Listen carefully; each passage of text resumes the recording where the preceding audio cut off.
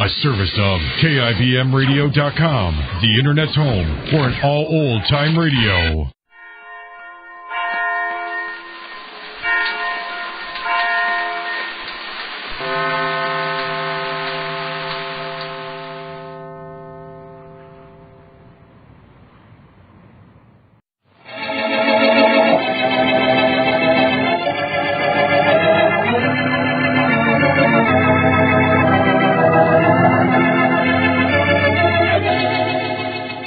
Kroger Tenderay Beef, no other beef so fresh can be so tender, presents Hearts in Harmony, transcribed.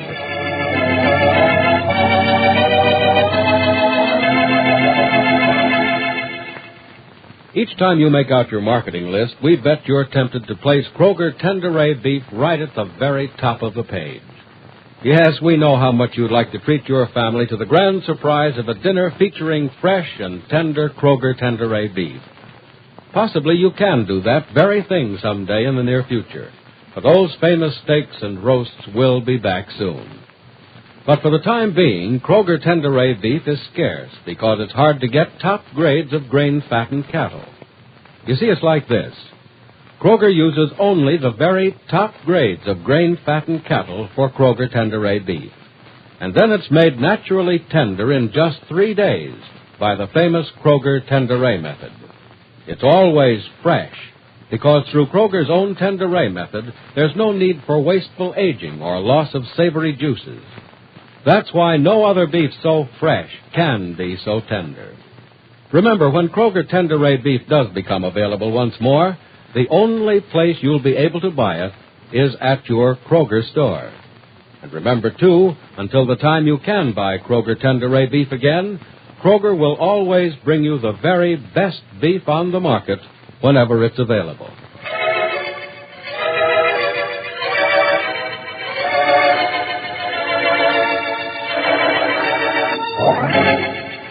And now, Hearts in Harmony.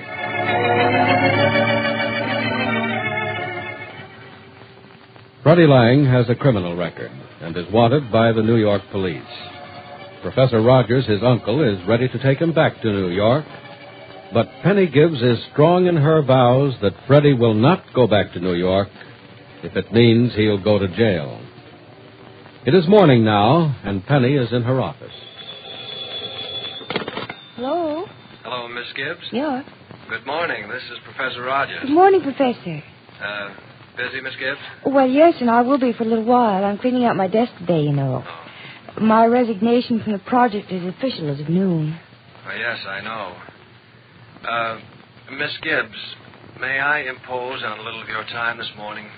Well, I suppose so. I'd like to, if you don't mind. It's important. Oh? Miss Gibbs, I want to caution you once more. Don't put yourself out for Freddie. I'm not putting myself out for him. You aren't? Well, what do you call letting him live in your house, eat at your table, wear your brother's clothes? Well, where else in Rossville can he live? Where else can he afford to eat? Where else can I know his circumstances, Miss Gibbs, and I know he's staying in your house because there's no other place for him to stay. It's the only reason I allow him to impose on you. Professor, he's not imposing on me. He's an invited guest in my home. Suzanne and Pat and I welcome him there. And he can stay with us as long as it's necessary or as long as he likes. Miss Gibbs, I have to talk to you. This convinces me more than ever. Well, I'll be free in a little while. Well, what is a little while? Well, I guess... Oh, there's Johnny. I'll have to hang up. Suppose you call for me in about an hour. All right. Pick you up in front of your office? Yeah, come in. All right. In front of your office in an hour. Fine. No, Penny. Oh, Excuse me. Come in, Johnny. I'll see you in about an hour, Professor. All right. Goodbye. Bye. Didn't mean to interrupt, Penny. Oh, no, you didn't, Johnny. Besides, I said come in, didn't I? You heard me, didn't you? Yes, that's why I came in. That was Professor Rogers you were talking to, wasn't it? Mm-hmm. About that Freddie Lang? Or isn't it any of my business? It was about Freddie Lang. And thanks, Johnny, for getting Captain Harlow of the police to come over to my house to talk to Freddie. I'm glad I was able to do it. Do any good? No, not at all. You mean the kid actually did rob Jeff Carney's store? No, it helped. The captain's coming over as far as the robbing of Carney's store was concerned. Mm-hmm. Freddie didn't have to go to the police station to prove that he was innocent of that, but Captain Harlow found out that Freddie had done a lot of things for which the New York police wanted. Uh-oh. He going to waive extradition? Is he going to allow himself to be sent back to New York? Oh, yeah. Professor Rogers is insisting that he go back. As a matter of fact, I think the professor is taking him back. Poor kid. I feel sort of sorry for him. Johnny, I feel more than sorry for him. I want to do something for him. You would? It's wrong, I suppose. Guess you'll tell me I'm being foolish. But very. Oh, Johnny, not you, too. Oh, other people agree with me, huh? Everyone agrees with you. I felt alone in things before, but never so alone as I've felt since I wanted to help Freddie Lang. Johnny, why is everyone against him? Well, no one's against him, Penny. It's just that everyone's for you. And no one thinks Freddie's worth the efforts of anyone like you. And just who am I that I'm too good to help Freddie Lang? You're a young woman with a terrific future, Penny.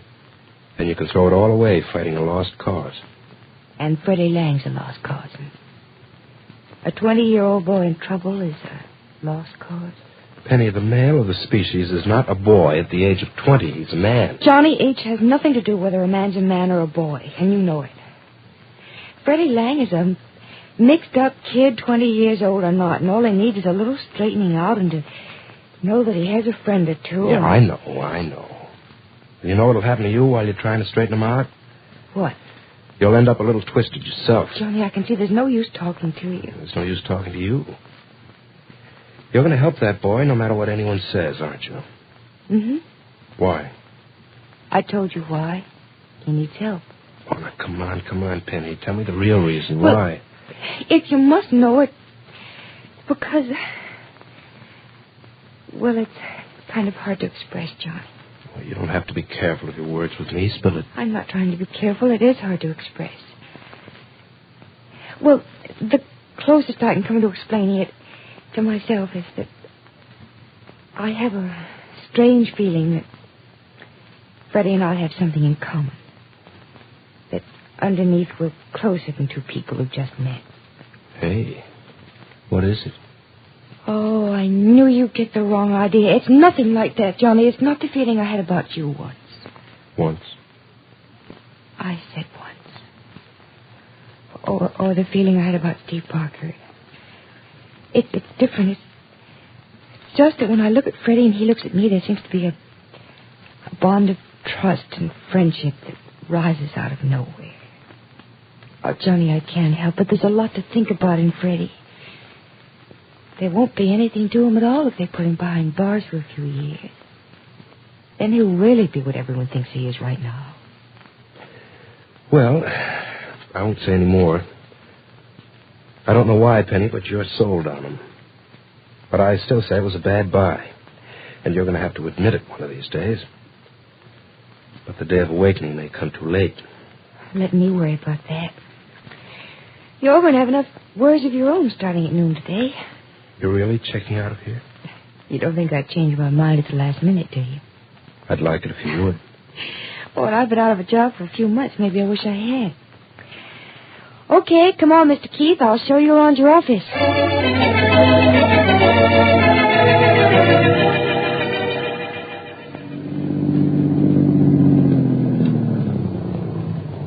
Well, here you are at home, Miss Gibbs. Hope I didn't take it for too long a drive. Oh, no, Professor Rogers. Look, won't you come in for a few minutes? Oh, I won't be imposing? No, it's a long time till dinner yet. All right. I'll get out on your side. All right. Oh, say, if Susanna's left, maybe you'll stay for dinner. No, thanks. I have a dinner engagement. Oh, I'm sorry. Well, thanks just the same. Or maybe some other time. Perhaps. But, not while Freddie's still around. You understand. Only too well. Oh, Professor, I wish you'd think it over a little longer before you decide definitely about taking Freddie back to New York. There's nothing to decide, Miss Gibbs. Actually, it's out of my hands. Freddie is wanted by the law. I think he better be delivered. But can't something be arranged with the New York police before you...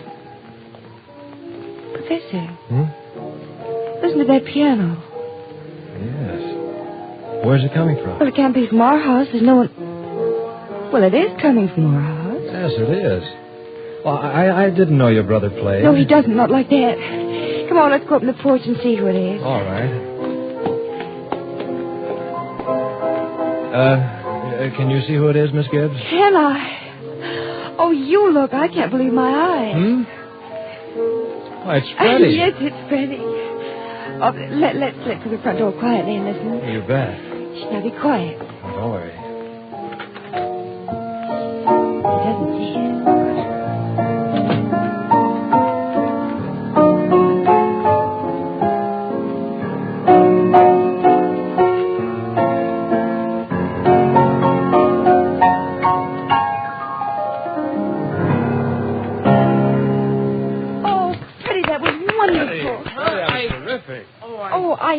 I know it wasn't fair to sneak in on you like this, Freddie, but we couldn't resist. I didn't know anybody was here, Gibbsy, or I wouldn't have mussed up your piano like this. Well, if that's what you call mussing up a piano, Freddie, well, what do you sound like when you treat one neatly? Oh, I was just fooling around, Prof. You call that fooling around, Freddie? Golly. Oh, Freddie, why didn't you tell me you played such a wonderful piano? Well, Gibbsy, what was there to tell about it anyway? You know how it is. It's just something I do with my spare time, that's all. Something you do with your spare time? Yeah. Well, in that case, Freddie, I think you should have more spare time. Oh, who you kidding, Prof? You know you don't give a sack of marbles for me or anything I do. Hey, tell me something, you two. What is this? The honey treatment to tease me into some kind of a trap? Now, wait a minute. Look, Freddie. Look, both of you be quiet a minute. Professor, you better not say anything. At least, not just yet. Well, you're all right, Miss Gibbs. Good. Freddie, I think you better apologize to the professor. Me? You mean I got... That's right, apologize to the professor. Apologize to the prof? Well, what for, Gibbsy? You, don't know for what, Freddie? No. I don't know for what, but... Well, I guess I did something wrong again. I'm sorry, Prof. Whatever it was, and I don't know, mind you. I didn't mean it. Just skip it, will you? All right, Freddie. Good. Well, now that that's settled, Freddie, will you tell me some more about your piano? Tell you about it, Gibbsy? I don't know what for, but... Well, you heard it. Ain't that enough for you? Like everything else I do, Gibbsy, it stinks, doesn't it?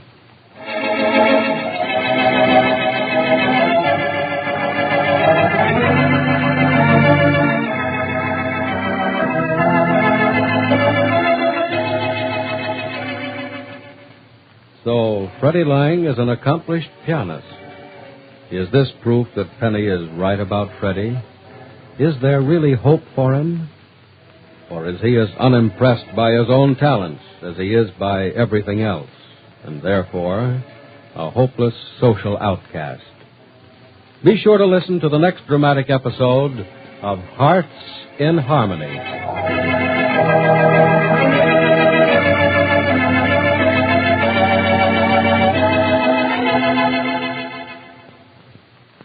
Each time you make out your marketing list, we know you'd like to include fresh and tender Kroger Tenderay beef. Well, soon, possibly in the very near future, you will be able to ask for and get famous Kroger Tenderay beef.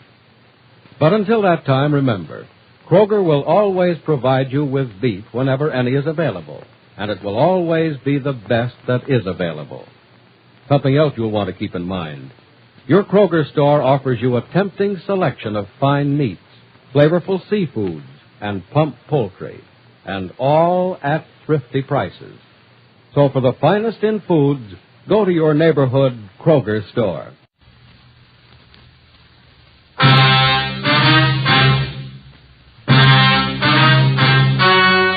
story you are about to hear is true.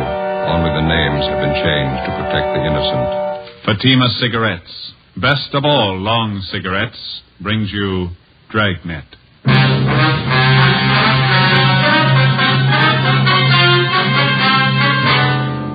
You're a detective sergeant. You're assigned to homicide detail. The life of a young woman is in danger. Anonymous letters and phone calls threaten her with murder. The notes bear the mark of a fanatic. Your job, stop them. You'll be amazed when you compare Fatima with other long cigarettes. Buy a pack of Fatimas. You'll find they now cost the same. Light a Fatima.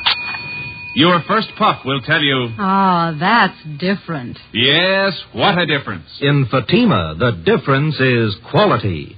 You see, Fatima is the quality king-size cigarette because it contains the finest Turkish and domestic tobaccos superbly blended. And Fatima is extra mild with a much different, much better flavor and aroma than any other long cigarette. Because of its quality, its extra mildness, its better flavor and aroma, Fatima has more than doubled its smokers coast to coast. Try comparing Fatima yourself. Fatimas now cost the same as other long cigarettes, but your first puff will tell you... Ah, that's different. Yes, in Fatima, the difference is quality. Ask your dealer for Fatima, the quality king-size cigarette. Best of all, long cigarettes. Start enjoying Fatima tomorrow.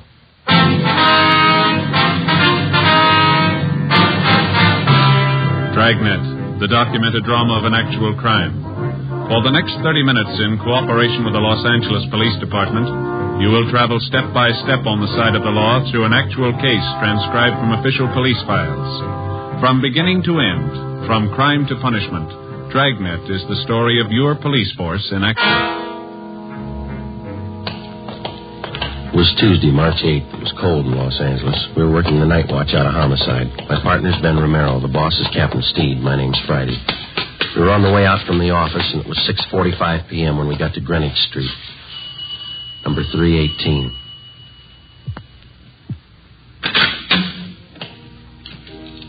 Yes, gentlemen? Police officers. Like to see Dr. Small, please. I'm Reverend Small. Won't you come in? Thank you. Here, let me take your hats, officers. I've been waiting for you. Oh, thanks. My name's Freddie. This is my partner, Sergeant Romero. How do you do? I'm glad to know you. How do you do, sir? Hope we didn't interrupt your dinner? Oh, no. The organist, Brother Regan, and I were just running over a few hymns for the service tonight. Would you come this way, please, into the parlor? Right. As I mentioned on the telephone, I'm not much of a detective, but I think something should be done about this matter as soon as possible. Well, we'd like to get a few more particulars first, Reverend. When did you first find out about these threatening letters? Sister Dorothy Wilson. I think I told you about her. She came here to the rectory and showed them to me. She told me she's been getting them for the last 4 days, and phone calls, too. Mm-hmm. How long have you known this Dorothy Wilson? Is she one of your regular parishioners? Well, she first joined my congregation about a month ago. She's been in regular attendance at our services ever since. Is that the church next door, joining the rectory here? Yes, that's right, Sergeant. Second Reformed Church of the Holy Book. I founded it here about 3 years ago, and I've been pastor ever since. Have you ever had this trouble before? I mean, threats against the people who join your church? No, never any trouble at all. I wonder if you have those notes that Miss Wilson's been receiving, Reverend? Yes, right here on my desk. Let me see, Yes, here are the 5 Sister Wilson got. And here are the 2 that I received. Wonder if I could look at them. Yes, surely. Here you are. Thanks. Oh, would you excuse me for a moment? It's about time for Brother Regan to get over to the church. I'd better tell him. Certainly, Reverend. Didn't mean to hold you up. No, not at all. I'll be back in just a moment. All right, sir. What do they look like, Joe? Yeah, let's see. Postmarks here are March 4th, 5th, 7th, 8th. Come from different places around town, according to the postmark. There's Long Beach, a couple from Azusa, Glendale here. No return address on any of them. This notebook paper looks like to me this one. Isn't it to you? Yeah. And there's this other one here. Looks like some kind of wrapping paper. The writing's not too bad. Let's see. According to the postmark, this is the first one they got, I guess. Let's see. Dorothy Wilson, you are a sinner and you have led a sinful life. Yet you have the nerve to come into our church and make believe you're a Christian. Spelling sure is bad. Yeah. I have been coming to our church for a long time, and it is an outrage to have you praying in our temple. If you don't get out and stay out, I'm going to make sure you're taken care of for good. Look outside. Sister in the Lord. Must be some kind of a fanatic. We better run all these through the crime lab. Yeah.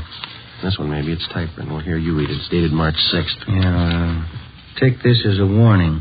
Bring your sinful body to our church again, and your blood will run in the aisles. A life can be taken when God demands it. It could be yours. Sorry for the interruption, officers. A few things I had to remind Brother Reber of. Have you seen all the letters? Well, we're just checking them over, Reverend. It's certainly a terrible thing for our church. I hope we can keep the matter as quiet as possible. Yes, sir. I noticed the 2 different signatures on these notes now. Half of them are signed, a sister in the Lord. Yes. And the other half are signed, it's Brother D.R. Griswold. Yes, that's right. The first letter I got was from this Brother Griswold. His are the typewritten ones. You know anyone in your congregation with that name, Reverend? D.R. Griswold? No, I checked over my list of regular parishioners twice. If there is such a man, I don't know of him. Well, we can run that name through R&I anyway, huh, Ben? Mm-hmm. Do you have any suspicions at all, Reverend? What do you mean, Sergeant? Well, I mean, can you think of anybody in your congregation who might possibly resent this Miss Wilson's joining your church, maybe? Well, no, I haven't had an opportunity to think it over in that light, but I can't imagine anybody in our group writing letters like this. What's her background, Reverend? Do you know much about her? No, she's a quiet girl. She's very religious. Works as a stenographer at an office downtown. Helps support her mother. Will she be at church tonight? Yes, she's here already, helping to set up the chairs for the service. Why, would you like to talk to her? Yes, sir, if we could.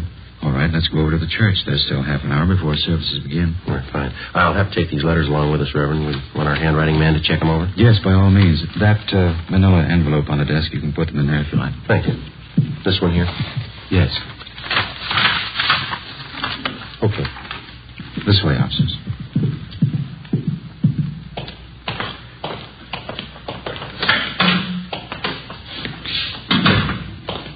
How many members do you have in your church, Reverend Small? 162 regulars. Another 100 or so on the fringe. They attend only occasionally. You mentioned that this Miss Wilson's had threatening phone calls, too. Yes, that's what she told me this afternoon. Man's voice or a woman? Sister Wilson said both. The phone calls usually follow each letter. They identify themselves the same way, Brother Griswold and a sister in the Lord. Have you received any calls from them? No, I've been half expecting them, but I haven't had any yet. Here, shall we go in? Please. Here we are. Our seating arrangement's still temporary. We hope to have pews installed next year. Uh-huh. Nice church. Yes. Thank you. Oh, there's Sister Wilson. She's helping set up the chairs. If you'd like to wait in the choir's dressing room, I'll bring her in there to you. All right, thank you, Reverend. Let's go, Ben. This one, Joe? Yeah, this is it. Ought to open a few windows in here. It's musty. Yeah. What time do you say the services start? 7:30. It's 5 minutes past 7 now. Officers? Yes, sir. Officers, this is Sister Dorothy Wilson. Sister Wilson, Sergeant Friday. How do you do, ma'am? Hello. And Sergeant Ramirez. That's Romero. Oh, I'm sorry. Sergeant Romero, Sister Wilson. Hello. Glad to know you. I guess you want to speak with Sister Wilson alone, do you? Well, we'd like to have you stay if you would, Reverend. Wonder if there's someplace where we could sit down. Yes, certainly. Right over here in the anteroom. Fine. Yeah, this will be fine.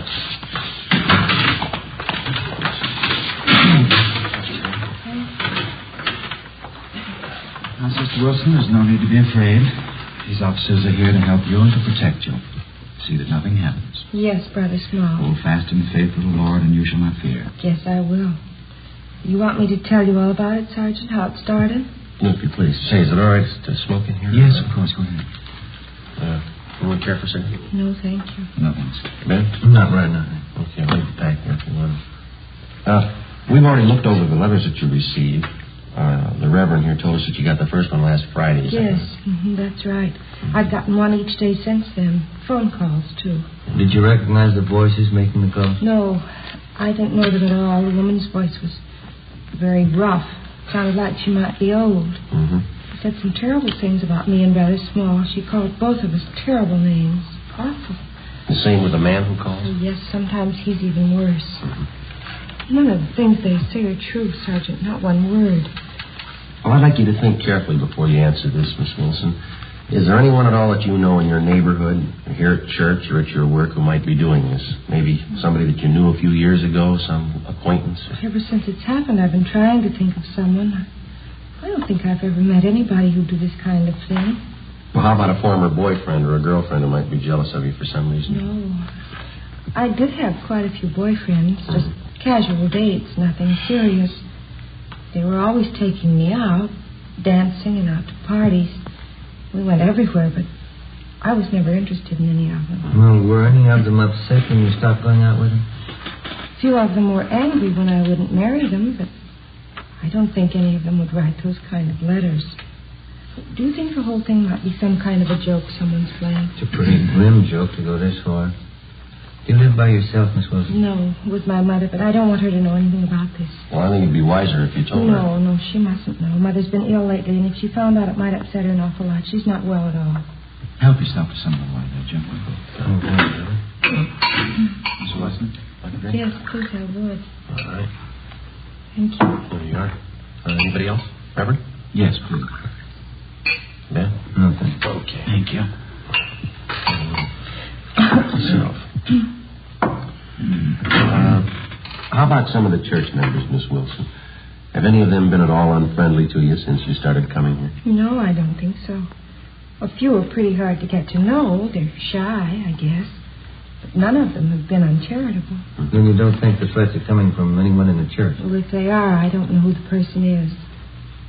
The way they say all those rotten things about me. They call me a sinner and a bad woman. Well, I guess I'm a sinner, like all of us are, but I'm not a bad woman. I'm going to church because I want to be born again of the light. But I've never killed anyone, and I've never been a bad woman. You believe me, don't you, Reverend? Yes, of course I do. Now, don't get yourself all upset, Sister Wilson. You think that's why they want to murder me, because I'm a sinner? You think that's why? Please, Sister Wilson, try and get your mind off of it. If they want to kill me because I'm a sinner, then why don't they want to kill all the sinners? Well, we're going to have a lot of homicides if they try.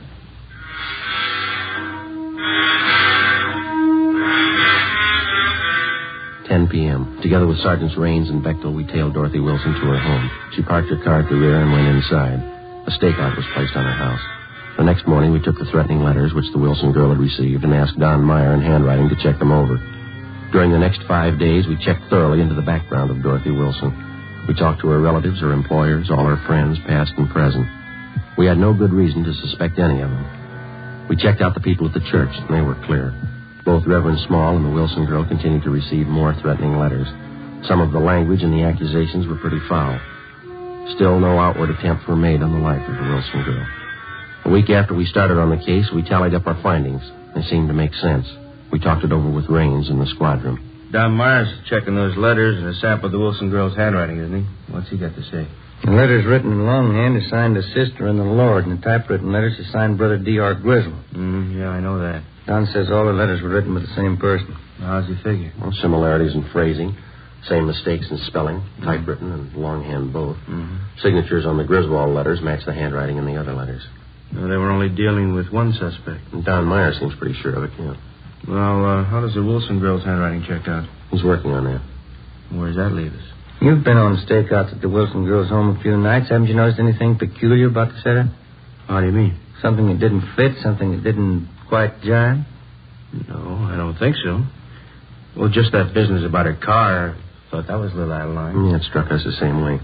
Girl always seemed frightened enough about the situation when she's around us, but when she thinks she's alone, it looks to me like she takes it a little differently. Yeah. Every night when she drives home, she parks the car in that dark garage. Must be at least 50, 75 yards from her house. Yeah. I've never seen her look particularly nervous and taking that long walk to her front door. I'm sure the normal reaction for a frightened woman would be to park the car right in front of the house and then hurry inside. She hasn't done that once. How about all those friends of hers you guys checked out? Anything there? Well, we've been staked out at her house, the church, and her work. You know that. There's not a thing. Checked with some of her ex-boyfriends, too. Nothing there? Well, the Wilson girl told us that some of the boys had proposed to her. We couldn't find one who'd admit it. They all said she was a nice girl, but they didn't propose marriage. Those threatening phone calls are another thing. Both the pastor of the church and Dorothy Wilson got letters, but only the girl received a phone call. Yeah. Well, logically, if the Reverend got the letters the same time as the girl, he should have been getting phone calls, too. He hasn't received the one. Well, it could be accidental. Whoever wants to kill the girl might figure the Reverend would recognize his voice. Well, it's possible, but you remember that story that the Wilson girl gave us about her mother. Remember that? She didn't want her to know about the letters because her mother was sick. Well, we checked with her mother's doctor, and Mrs. Wilson hasn't been sick in 5 years. Yeah, how about that? What do you figure? I think the girl's a fake. Everything we knew about the case of Dorothy Wilson, everything we learned through questioning and observation seemed to point to one definite conclusion. Dorothy Wilson, for one reason or another, was writing the threatening letters to herself. As for the warnings that she got over the telephone, we only had her word for it. We took our findings to Captain Steed and laid out the case for him. He directed us to stay on it for a few more days until we could find enough evidence and testimony to prove out our theory. The following day, Dorothy Wilson received a letter more threatening than any of the previous ones. Reverend Small also received a copy of the same letter. Again, Don Meyer's opinion was that they were written by the same person.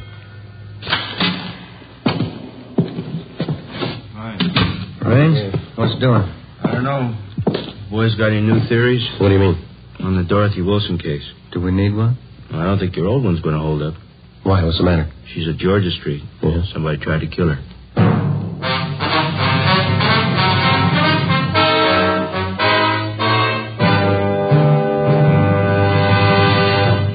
You are listening to Dragnet, authentic stories of your police force in action.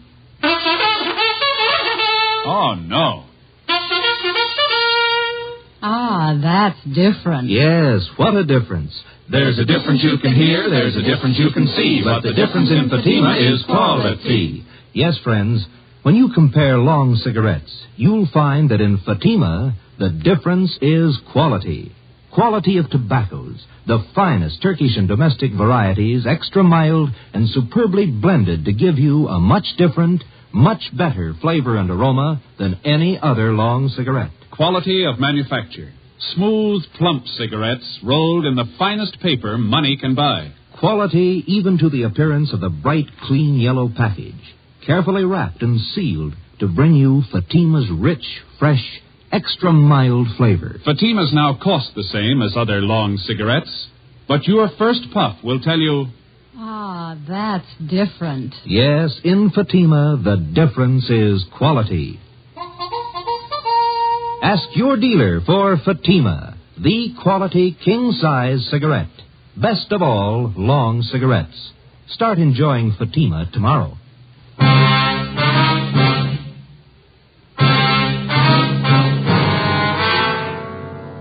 As soon as we got the report that Dorothy Wilson had been attacked by an unknown assailant, we drove to Georgia Street Receiving Hospital where she was being treated. Anderson and Bechtel from Homicide were standing by. We talked to the doctor, who told us that the victim had no serious injuries. She had 2 slight bruises on her upper arms and a slight bruise on her forehead. She complained of a headache. While the doctor made out his report, we questioned the Wilson girl. She told us that she'd gone to the Church of the Holy Book at 6 o'clock that night after work. She told us that she wanted to pray before the start of the regular service at 8:15 p.m. We asked her exactly when and where the attack occurred. At about 6:30, I felt a little tired. I told the officers on duty at the church I thought I'd get a little rest before services started, and then I went into the ladies' dressing room and laid down. That's where it happened. It was terrible. Did you see the person who tried to hurt you? No. I was lying down with my eyes closed, and he must have come up from behind. He put his hands around my throat and started to press tight. It was awful, just awful. What happened then, Miss Wilson? Well, I fought as hard as I could. I kicked and scratched him, and I guess I hurt him because he let go of my throat for a minute. After that, he pulled me down on the floor. I remembered that. And then he put his hands around this part of my head like this. Mm-hmm. The other officers told us that one of the choir members, Mr. Sherman, found you unconscious in the choir room. Is that right? Yes. Whoever it was who wanted to kill me, they put a gag in my mouth and blindfolded me, then tied my wrists together with tape. That's how Mr. Sherman found me. How long do you figure you were unconscious then? Oh, I don't know. It was about 6:35 when I laid down in the dressing room. Mr. Sherman said he found me there at 20 minutes past 7. And then you were out about 45 minutes, is that it? Oh, I suppose so. I don't remember anything. Well, what makes you think the person who attacked you wanted to kill you, Miss Wilson? That's what they said in the letters, isn't it? They want to kill me for coming to church? Now, your purse and everything that was in it was scattered all over the dressing room floor. Is that correct? Yes, it was. My money and everything scattered all over. I guess they wanted to rob me, too. $52 in cash. Is that what you had with you? That's right, a $50 bill and some change.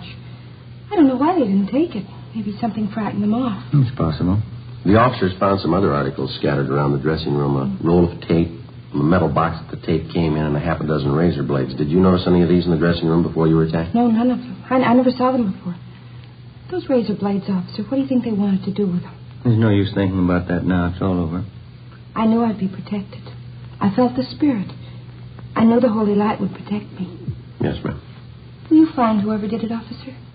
Well, this is just a hunch, Miss Wilson. Yes. I think we already have.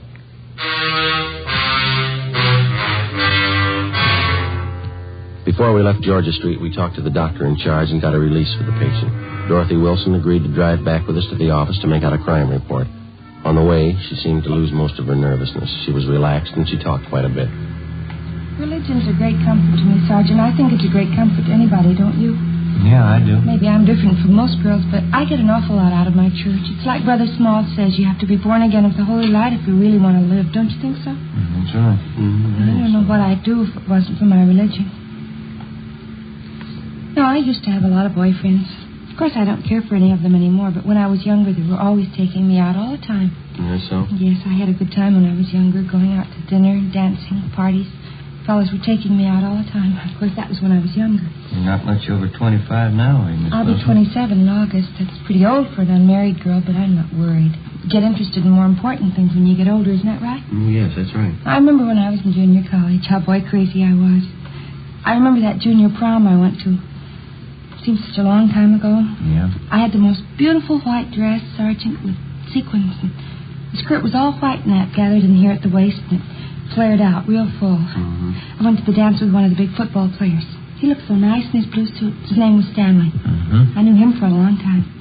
He's one of the fellows who asked me to marry him. I guess I was too particular. I just couldn't see any of them. Would you mind if I laid out a few facts for you, Miss Wilson? Well, not at all, Sergeant. Go ahead, please. Now, I'm not trying to embarrass you in any way, but since we've been on this case, we've checked with just about all the friends that you've had in the past few years, and that includes your boyfriends, of course. Oh? None of the fellows that you've mentioned say they've ever proposed marriage to you. Say they've been out with you once or twice, but that's all. Oh, well, you probably didn't talk to the right fellows. You probably got the names mixed. No, ma'am, we didn't. We talked to the right people. Well, I can't understand that. Neither can we, Miss Wilson. Well, what difference does it make anyway? I wasn't interested in them. I wouldn't have married them anyway. Going out and dancing, parties, that's all they were interested in. What reason did you have for lying to us? Parking in a car, necking with girls, trying to take advantage of them. That's all those fellows wanted. Some of the silly girls they married. Oh, I don't... You discover a lot more important things when you get older, Sergeant. Well, I don't think that's the point. Why did you lie to us about it? I don't know, really. Maybe I didn't have a reason. I just didn't remember right, I guess. Well, you sure remember right about what happened tonight. What do you mean? It just happened. Of course I'm sure about it. Someone tried to kill me. Might as well park on Spring Street, Ben. It's pretty clear this time of night. Yeah, okay. Sergeant, I wish you'd tell me what you're getting at.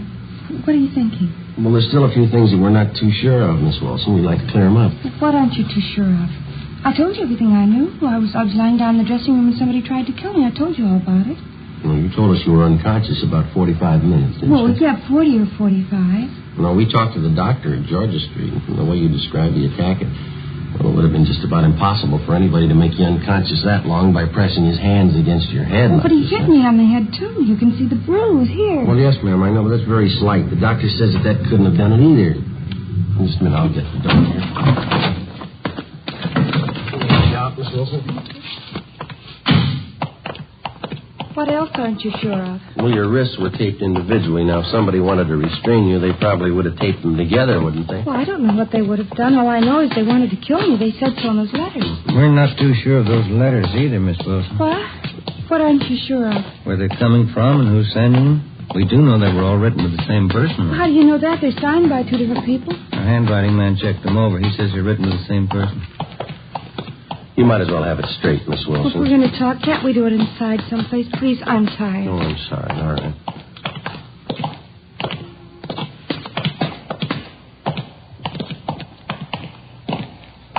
Hey, Joe. Yeah. I'll see if latent fingerprints is finished with that stuff. Yeah, I'll bring it along. If they are, we'll be in the interrogation room. Yeah, all right. This way, Miss Wilson. A man I know used to be on the police force. Nice fellow. We used to go out all the time together. Oh, that's all. What's his name? Well, that's funny. I don't remember. He's an awfully nice fellow, though. We used to go dancing every week. Mm-hmm. Here we go. Go right. I started questioning Dorothy Wilson, but she wanted to talk about everything except what concerned the case. Dean Bergman and latent fingerprints had already checked each article that was found at the supposed scene of the crime. The Wilson girls' prints were all over them.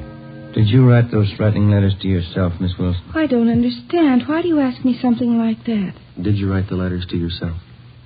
You know that's not a fair question, Sergeant.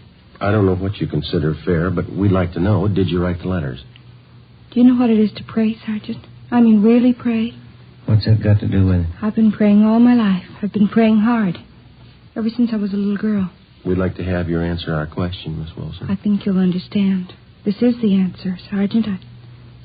I can feel the Holy Spirit in my heart. I know you'll understand. Yes, ma'am. I've been praying for an awfully long time, Sergeant. When I was a little girl, 6 years old, I was praying. Night and day I said my prayers, but there never seemed to be any answer. I never could understand it because I only prayed for one thing. I didn't think it was too much to ask. What was that? I wanted people to know me, Sergeant. I wanted people to know me and like me, that's all, but it never seemed to happen, even when I was a little girl. Don't think I quite follow you, miss. You've got to understand me. Nobody else does. From the time I was a little girl, 6, nobody ever seemed to care if I was around or not. I always tried to make friends, tried to make people like me. I tried very hard, but nobody seemed to care. Nobody even noticed me. Nobody ever noticed me. You mean that's why you wrote those threatening letters to yourself, so that you'd be noticed? I wanted somebody to care about me, that's all. I wanted them to know who I was. Dorothy Wilson. I wanted to walk down the street and have people nod and have them say, that's Dorothy Wilson. Here goes Dorothy Wilson. Just for somebody to care, that's all, Sergeant. Just for somebody to care. Well, then the whole thing's purely your imagination. You wrote the letters to yourself and you pretended somebody attacked you. And all the rest. God told me to do it, Sergeant. He told me to make myself noticed. To stand up and make people know me. I'm sorry for it now, but it didn't hurt anyone, did it? Well, ma'am, you had an awful lot of people working for nothing. Oh, I'm sorry. It was so nice while it lasted. People looking after me, caring about where I went, what happened to me. It's the first time anybody ever really noticed me. It was that important to you? People knew who I was. Dorothy Wilson. They all noticed me. I feel better now that it's over. Oh, there's one thing I've got to tell you, Sergeant. Yes, ma'am. Remember driving here in the car I told you about that junior prom I went to? That time I had a beautiful white net dress with a full skirt, the beautiful new white dress. Yes, ma'am, I remember. What about it? Well, it was really pink organdy, an old dress. I knew you'd find out. That's why I had to tell you. Yeah. I didn't want you to think I was a liar.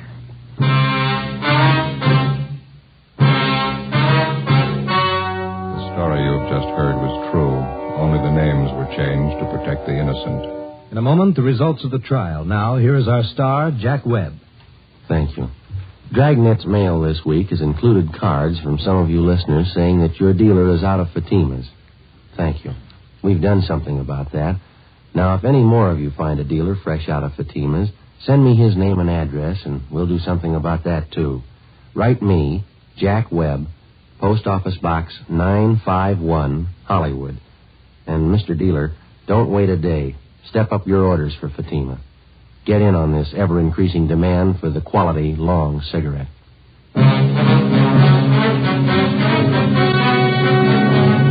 By her own admission, Dorothy Wilson was guilty of filing a false crime report, a misdemeanor. She was released into the custody of her mother. You have just heard Dragnet, a series of authentic cases transcribed from official files. Technical advice comes from the Office of Chief of Police W.H. Parker. This is NBC, the National Broadcasting Company.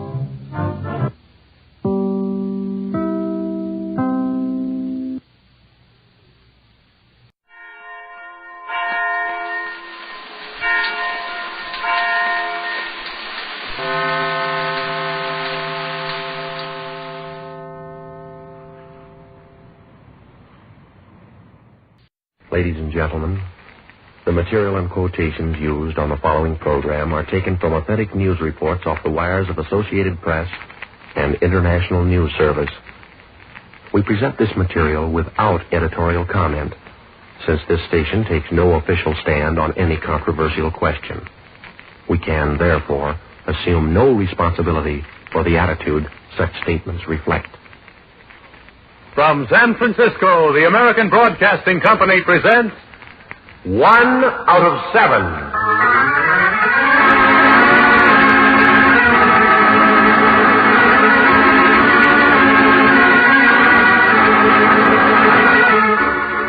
"24 hours make a day, 7 days make 1 week. And from these past 7 days, the editors here in our San Francisco newsroom have chosen the one story which they have judged most worthy of retelling. This is 1 out of 7.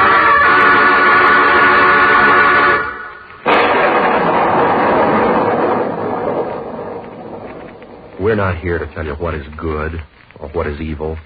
or to tell you what is right and what is not right. Being only men as you are, and thus being as moral or as immoral as you are, we refuse to mount the seat of judgment to pass sentence on those as guilty or as innocent as we claim ourselves to be. Now, we ask only that you pause, observe, and reflect. You have an intelligence of your own. Judge these actions for yourself.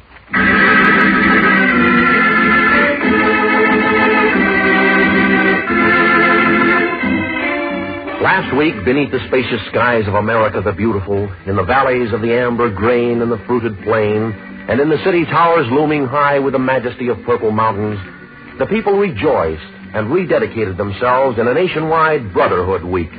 Lofty and ideal were the speeches of Brotherhood Week. Stirring and altruistic were the pledges and promises of Brotherhood Week. Godly and charitable were the aims of Brotherhood Week. But there are two families in San Francisco who are asking questions. Two families. City desk, Martin. Say, boss, here's a pretty fair yarn on an eviction case. You want it? Yeah, sure. What's it all about? Oh, it seems there's a gentleman out in one of the residential districts who objects to the presence of a Filipino family in the neighborhood. There's also a Chinese family living nearby that, it doesn't appeal to him either. Yeah, go on. Well, this gentleman says that the fact that these two families are living near him detracts from the value of his property. Well, what's the matter? Does he have something against them? Oh, no, nothing like that, boss. He just says that when he moved there, he was told that it was a neighborhood for white people. White people only. One of those restricted deals, you know? Well, now he's filing suit to have them evicted. Says he's losing money if they stay. What about the two families? What have they got to say? Well, they're plenty burned up about it. They're organizing, to fight the Neighbor Boosters Club who's behind this gentleman. One of the members of the Filipino family is, he's a Navy veteran, and he gave me a pretty good quote. Well, go ahead. Let's have it. Okay, boss. He says, "Is this what we've been fighting for? To have a bunch of stay-at-homes throw us out of our house?"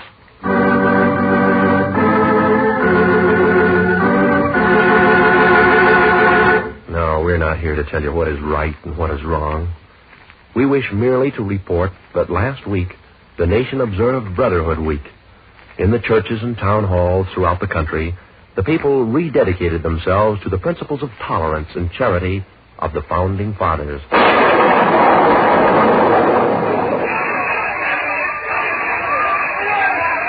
Columbia, Tennessee. A little more than 24 hours ago, the worst racial disorder in years, brought about by rumors of threatened lynching of Negroes, sweeps the city. 500 highway patrolmen raid a two-block area in the Negro section of the town where the non-white are carefully segregated. Armed with pistols and machine guns, the huge force of police search every Negro building in the area.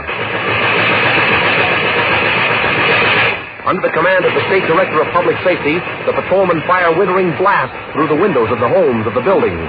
Groups of the Negroes huddle behind barricaded doors, answer the machine gun fire with 2 or 3 scattered shots. More than 40 Negroes are arrested during the raid. The State Director of Public Safety describes the police exploit as a success. The origin of the bloody race riot is not clear, but it is reported that it started when a Negro woman and her son had a fight with a Navy veteran. The Negro couple were arrested, and it was then, according to one Negro, that the lynching rumor fired the town. Isn't that right? Well, we heard that the white men were going to have a lynching party tonight, and, well, we didn't like that. We didn't want any killing to start again.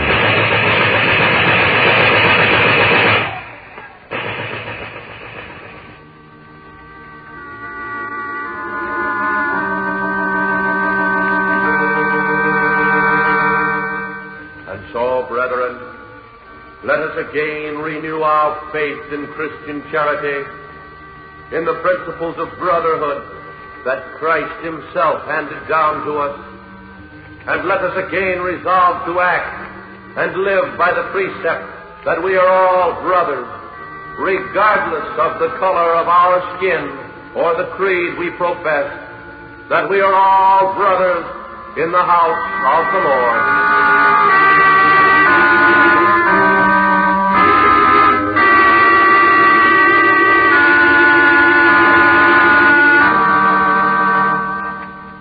We're not here to pass judgment on what is good and what is evil. We wish merely to report that last week, in a nationwide celebration marked by pledge and promise, the people observed the annual custom of Brotherhood Week.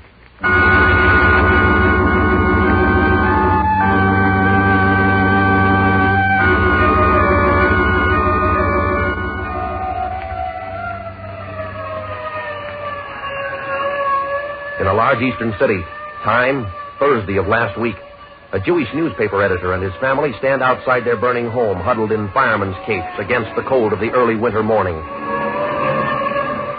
I'm from headquarters, Mr. Byrne. I heard about how the fire started in your house. Do you expect anybody or suspect anybody in particular? Well, no, I could not tell you the name of the man. I don't think I know him. But lately I've been receiving phone calls and a few letters, too, warning me about the editorials I've been writing in my district newspaper. Well, what were those phone calls and letters all about, Mr. Byrne? Well, they said I was trying to make our district into a ghetto and a Negro colony because I've been opposing a drive by the neighborhood club to keep out all the Jews, Negroes, Italians, Chinese. I think you know, officer. You must have heard. Yeah, I've heard, Mr. Byrne. I guess this is their answer, huh? Yes. Tonight there was another telephone call, and then about 1 o'clock, while my wife and I were... All right, George. Light the torches and let them fly. We'll teach that Jew a lesson he won't forget. Come on, let's get out of here.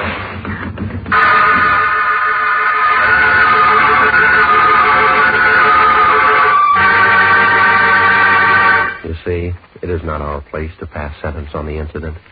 For we're only men as moral or as immoral as you are, or as they are. We wish only to point out that last week was Brotherhood Week. Several appropriate speeches were made, and the people as a whole pledged themselves to tolerance and charity. The annual observance was acclaimed a success throughout the nation, priests and ministers. This is a story which probably will not receive the circulation it deserves. It concerns an incident which occurred last week at a southeastern Navy station here in the United States. And if my guess is right, it should give many a citizen cause to stop and ponder the worth and aims of our lately won victory. It all happened in one of the mess rooms at this particular Navy base where a group of officers...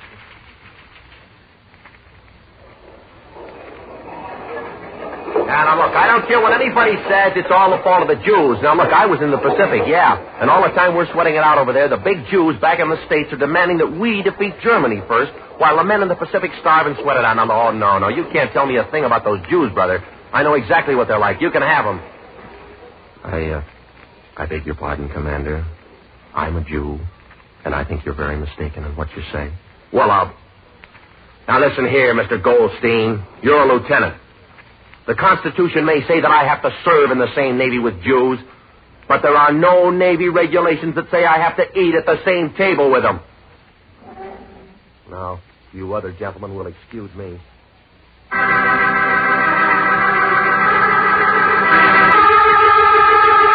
Last week was Brotherhood Week.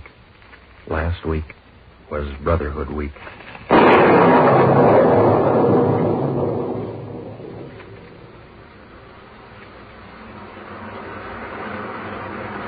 Down through the rain, down through the wet, glistening street he came, his head bared, his frayed coat collar pulled tightly around his neck, a wide, ugly cut on his forehead, still bleeding, a monstrous bruise covering the side of his face. But strangely, I noticed he walked straight up, his head high.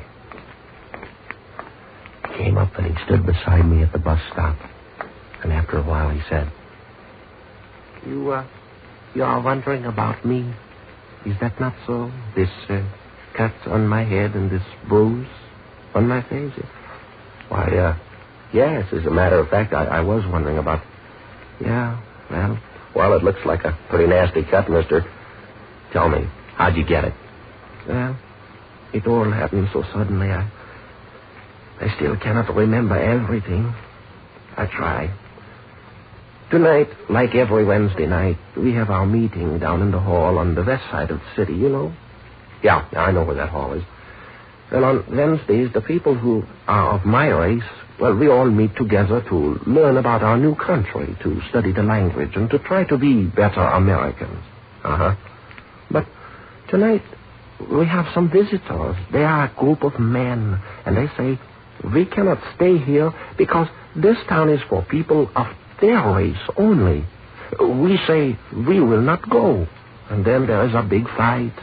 The men wreck our clubroom, they smash our furniture, and they fight with us. They tell us in loud voices, get out, stay out. But we fight back because we know the laws. The laws say these men are wrong. Oh, but the laws, they are not everything, are they? Well, no, they're not, mister. You'll find that out. Yes, we have found it out already. There are many things different about America than first I thought. Well, now, I must cross the street to the church. Would you like to come with me? I do not pray, you know. But I like to stand there in the church and say these things. It makes me feel better inside here after what has happened tonight. Well, I crossed the street with him and I went into the church. We sat down in one of the pews far back in one of the dark corners of the church.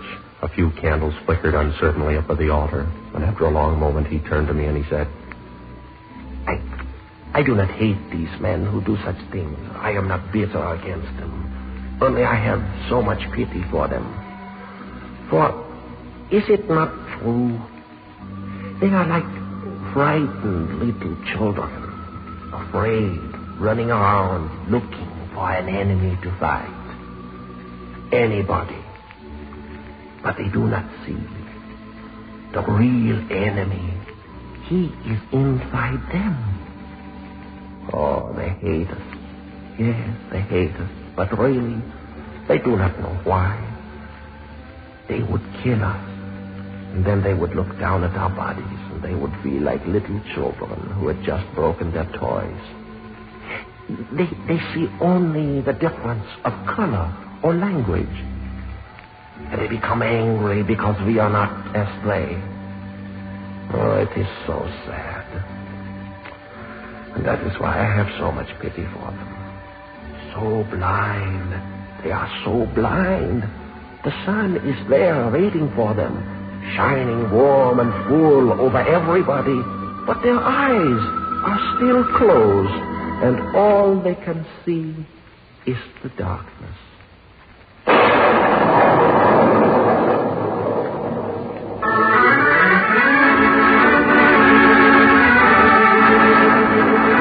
The script for 1 out of 7 is written by James Edward Moser. Gil Dowd is the producer, and music is by Otto Clare at the Hammond organ. All characters in tonight's performance were portrayed by Jack Webb. Listen next week, same time, same station, for 1 out of 7. Mark Jordan speaking. This is ABC, the American Broadcasting Company.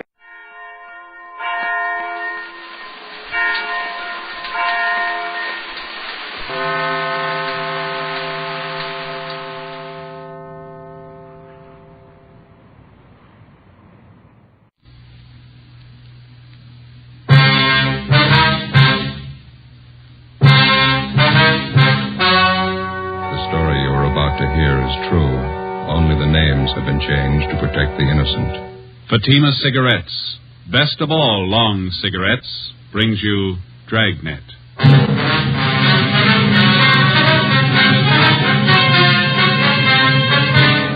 You're a detective sergeant. You're assigned a homicide detail. A newborn baby is taken from a hospital nursery.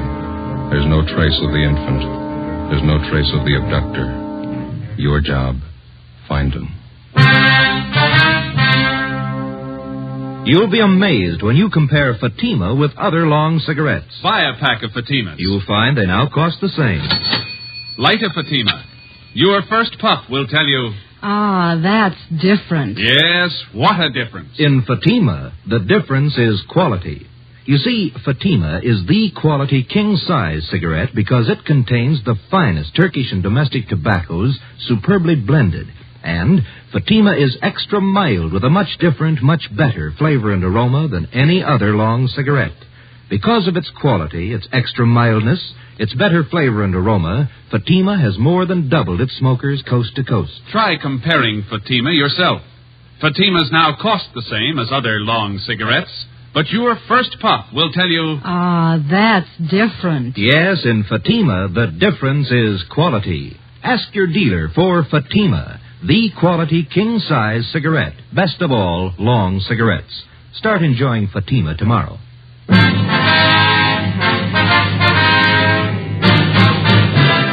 Dragnet, the documented drama of an actual crime. For the next 30 minutes, in cooperation with the Los Angeles Police Department, you will travel step by step on the side of the law through an actual case transcribed from official police files. From beginning to end, from crime to punishment, Dragnet is the story of your police force in action.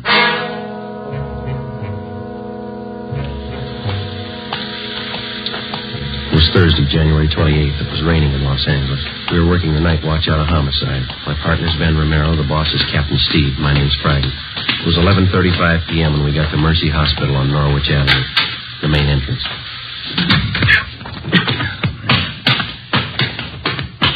Better check at the desk. Yeah. 2B, right away on it. 2B, Wayne. Yes, sir? Police officers, we received a call from the hospital here. Oh, yes, sir. Right this way, please. Yes, ma'am. Dr. Walsh is waiting for you. Is he the man in charge? Oh, no, Dr. Walsh is the head of the hospital. I see. Please, Dr. Walsh. Hi. Come in, please. Come in. Thank you, miss. Yes. Dr. Walsh? How do you do? It's my partner, Sergeant Romero. My name's Friday. Yeah, I've been waiting for you. Will you have a seat, please? Thank you. Thanks, sir. Gentlemen, I just got here a few moments ago myself. No doubt you know as much about this as I do. We were notified that a 3-day-old baby's missing. Is that correct? Yes, one of the Stryker twins. Found just Tuesday morning. Mm-hmm. Where'd the baby disappear from, Doctor? Nursery. Can't understand how it could happen. Never heard of such a thing. Who was in charge of the nursery? Nurse O'Connor. She's back with the superintendent of nurses. Quite upset. Would you like to talk to her? Yes, sir, we would. All right. This way, please. Thank you.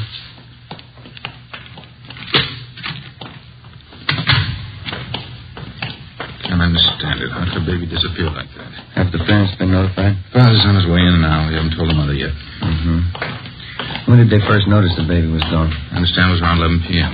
Call came into our office about 11:20. Go ahead, Sergeant. Nurse O'Connor? Yes, Dr. Walsh. These gentlemen are from the police department. Sergeant Romero, Sergeant Freddie. What do you do? I want to know all about what happened tonight. You know, of course, it's a serious matter. Try to tell exactly how it happened. I'll try, Doctor. All right, officers. Thank you. Well, we know that you're probably pretty upset, nurse, now. You just relax and take your time. Yes, sir. When did you first notice that the Stryker baby was missing? Must have happened somewhere between 11 o'clock and 10 minutes past 11. I'm sure of that. How were you sure of that? I came on duty a few minutes before 11. I took the night reports as usual, and I started checking the orders and the formulas. I remember very well that both the Stryker twins were in their cribs at that time. Mm-hmm. Go on, please. I think it must have been about 5 minutes past 11 when I got this phone call from home. My mother's been sick lately. It was about her.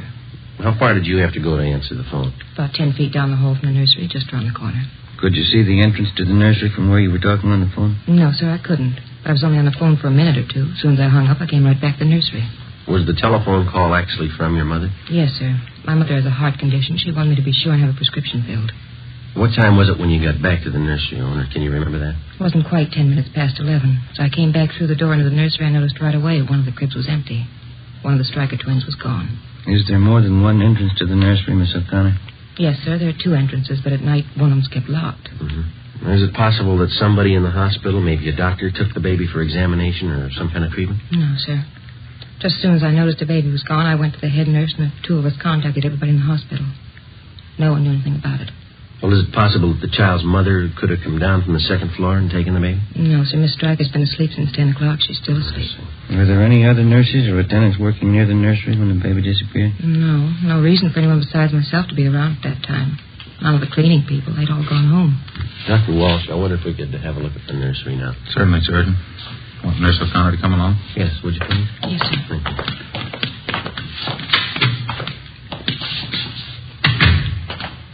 This way, gentlemen. Straight down the hall.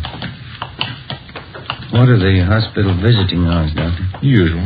2 until 4 in the afternoon, 7 to 9 in the evenings. Quite strict about that. Do you know if all the visitors had left the hospital by 9 o'clock tonight? Of course, I wasn't here, but the superintendent of nurses told me they'd all left by 9. She's compiling a list of every visitor we had this evening. Good. They'll all have to be checked. Nursery's right here, officers. Mm-hmm. This empty crib just inside the window here. Yes, sir. It's where the baby was. You can see it's right next to the door here. I noticed that there's no blanket in the crib. Is that missing, too? Yes, sir. The crib's just the way I found it when I came back from the telephone. I haven't touched it. Are there any marks of identification on the blanket or the clothing? Each one stenciled Mercy Hospital. Each baby wears an ID bracelet. Doctor, I wonder if we could have that crib brought out to have it checked for possible fingerprints. Certainly, of course. Is this the other door to the nursery you mentioned, Mr. Connor? That's right, Sergeant. I checked it. It's locked. That large window on the other side of the nursery. Is that a stationary window? Yes, sir, it is. It faces onto a small court. Well, and whoever took the baby had to use this door. It's the only way they could have gotten in. Oh, excuse me a minute. I want to attend to the baby in there. Sure.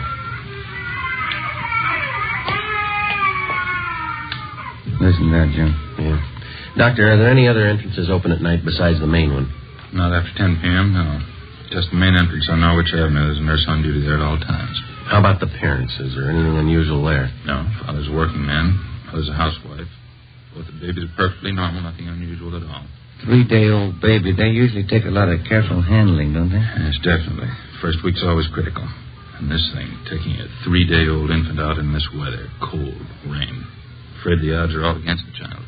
You're sure the main entrance was the only one open after 10 o'clock? Yes. I can't understand it. How could anyone get that baby out of that hospital? How could they? We're not sure they did.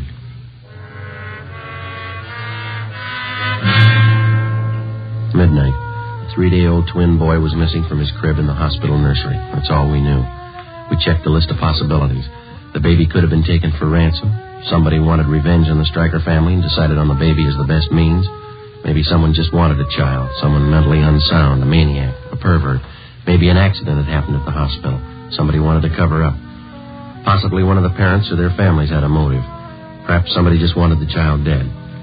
We called the office and got out an APB on the Stryker baby and a description of the blanket and the clothing. Details of officers were alerted at the bus depots, railroad terminals, the airports, all public transportation facilities. Steps were taken to notify doctors, hospitals, sanitariums, anybody in any place where a 3-day-old baby might be taken. The entire area around Mercy Hospital was canvassed. No information. The baby's crib was dusted for prints. No leads, no physical evidence. The investigation continued. When George Stryker, the father of the child, arrived, Ben and I met with him in the office of the hospital superintendent. Can we let people know about it? Newspapers and the radio? We've already covered that. Stories and pictures have gone out to the papers. We've notified the radio stations. They're getting out broadcasts on it. How am I going to tell my wife? Well, sir, there's only one thing that we can promise you. We'll do everything we can to find your baby. Well, isn't there something I can do? Isn't there some way I can help? This is just a remote possibility, Mr. Stryker, but you ought to know about it. What's that? In case anybody contacts you regarding your baby, in case they make any demands on you for money or anything else, we want you to notify us immediately. What could they expect to get from us? We own our home. That's about all. We just want to cover all the possibilities, Mr. Stryker. In case any demand at all is made, don't try to deal with the people. All right? Yes, sir, I understand. Sergeant? Yeah. One of the men from homicide would like to see you outside. Sergeant will leave us. Oh, thank you, Doctor. We'll have to go now, Mr. Stryker. We'll keep you informed. All right, thank you. Joe? Yeah, I'll leave us. I think we got something back here. What's that? Cenas and I were the night watchman out back, the side of the hospital that faces on Stacy Avenue. Yeah. 2 doors back there just off the street. One of them's open. Together with Sergeant Olivas and Dr. Walsh, the head of the hospital, we went back and examined the side door which opened onto Stacy Avenue. The latch was obviously faulty. It took only slight pressure on the door to open it. The latch, both doorknobs, and the door itself were dusted for prints. The entranceway and the immediate area were rechecked. No leads, no physical evidence. We traced an imaginary path from the open door to the nursery. We came to the conclusion that it could have been possible for an abductor to enter the hospital, make his way to the nursery, take the child from its crib in the absence of the night nurse, and leave by the same side door without being seen. Storekeepers and residents along Stacy Avenue were re-questioned. We got nowhere. When the abduction story broke in the newspaper and over the radio the next morning, the calls started to come in. People in practically all sections of the city thought that they'd seen the missing baby. Each call was carefully checked out. None of them paid off. 10 a.m. We checked back in at the office. I must be getting old, Joe. Can't seem to take these all-night sessions like I used to. I'm pretty tired. Drank too much coffee again. I got a sour stomach. Hi, Davis. Right.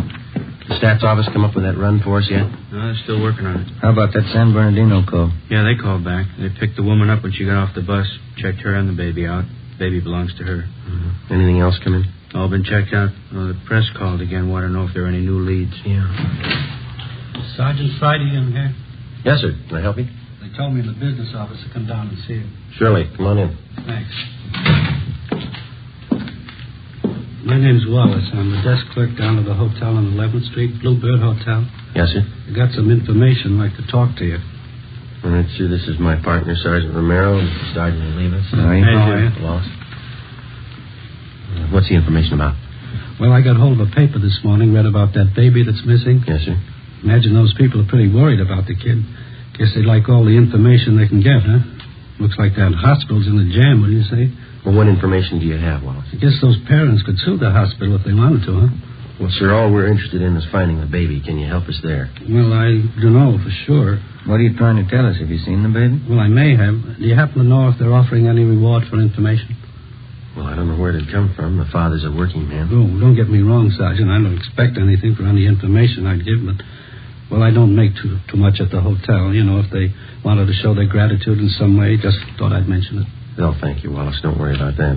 Now, what's the information? Well, you know, I didn't mean anything by that. Anybody'd be glad to help out in a case like this. What I came in to tell you was a woman and a young baby checked in the hotel last night when I was on duty. What time? I think it was about 12 o'clock. Woman didn't have any baggage or anything, one little blanket around the kid. When I saw that story in the paper this morning, I got suspicious. Is the woman still registered at the hotel? She was when I left. That was about an hour ago. What name did she register under, you remember? No, I don't, but it's in the register. You can check it if you want. Where is the hotel? 11th and Charleston, right on the corner. Sure, it must be the kid you're looking for. Say, I hope you haven't got me wrong. How do you mean? About the reward, you know. I don't expect anything for this. We haven't got you wrong. 3:35 a.m. It was still raining. Together with the desk clerk, Wallace, we drove to the Bluebird Hotel on 11th Street. We checked the cards at the desk and found that the woman had registered under the name of Mrs. Harold Parks. The clerk on duty told us as far as he knew she was still in the room with the baby. The room's down this way, Sergeant. Okay. This is the 116. Mrs. Parks. Mrs. Parks. You have a passkey with you, Wallace? Here you go. Thank you.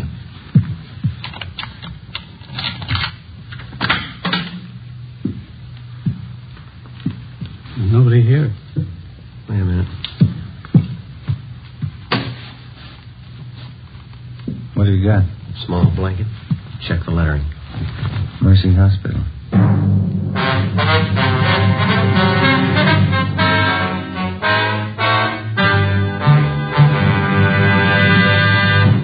You are listening to Dragnet, authentic stories of your police force in action. Oh, no. Ah, that's different. Yes, what a difference. There's a difference you can hear, there's a difference you can see, but the difference in Fatima is quality. Yes, friends, when you compare long cigarettes, you'll find that in Fatima, the difference is quality. Quality of tobaccos, the finest Turkish and domestic varieties, extra mild and superbly blended to give you a much different, much better flavor and aroma than any other long cigarette. Quality of manufacture. Smooth, plump cigarettes rolled in the finest paper money can buy. Quality even to the appearance of the bright, clean yellow package. Carefully wrapped and sealed to bring you Fatima's rich, fresh, extra mild flavor. Fatimas now cost the same as other long cigarettes, but your first puff will tell you... Ah, that's different. Yes, in Fatima, the difference is quality. Ask your dealer for Fatima, the quality king-size cigarette. Best of all, long cigarettes. Start enjoying Fatima tomorrow.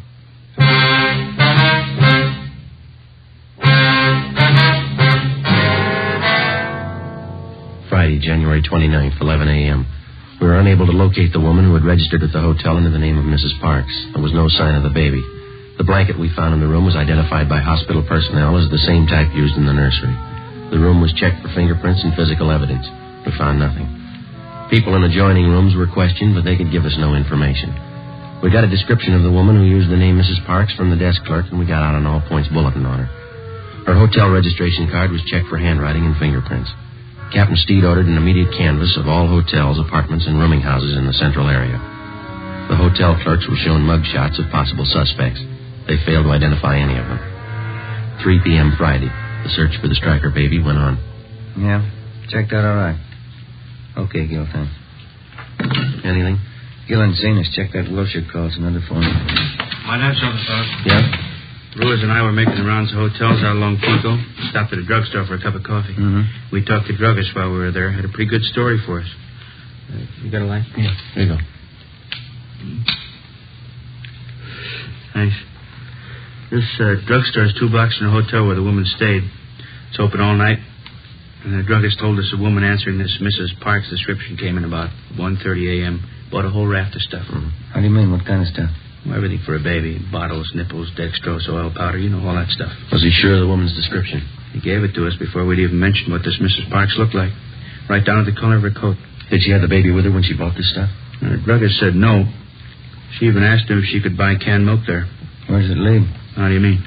Does he have any idea where the woman came from, where she went? No, but he said if she came back in again, he'd call us right away. He's going to notify the other clerks, too. They'll keep us posted if anything turns up. I got it. Homicide, Friday.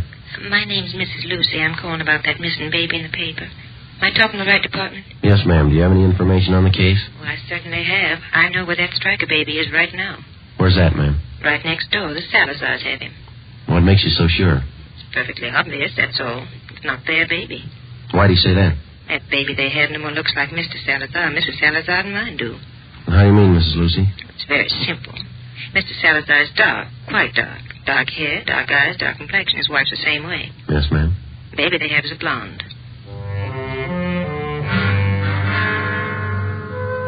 Before I hung up, I got the woman's name and address and told her that we'd check out her neighbors, Mr. and Mrs. Salazar. We weren't sure what it meant. It could be the real thing. It could be like 100 other calls that we'd had in the last 12 hours. Ben and I got in the car and drove out to the Salazar home on Wonderland Avenue. We noticed several cars parked in the driveway and in front of the house. We went up the front stairs and rang the doorbell.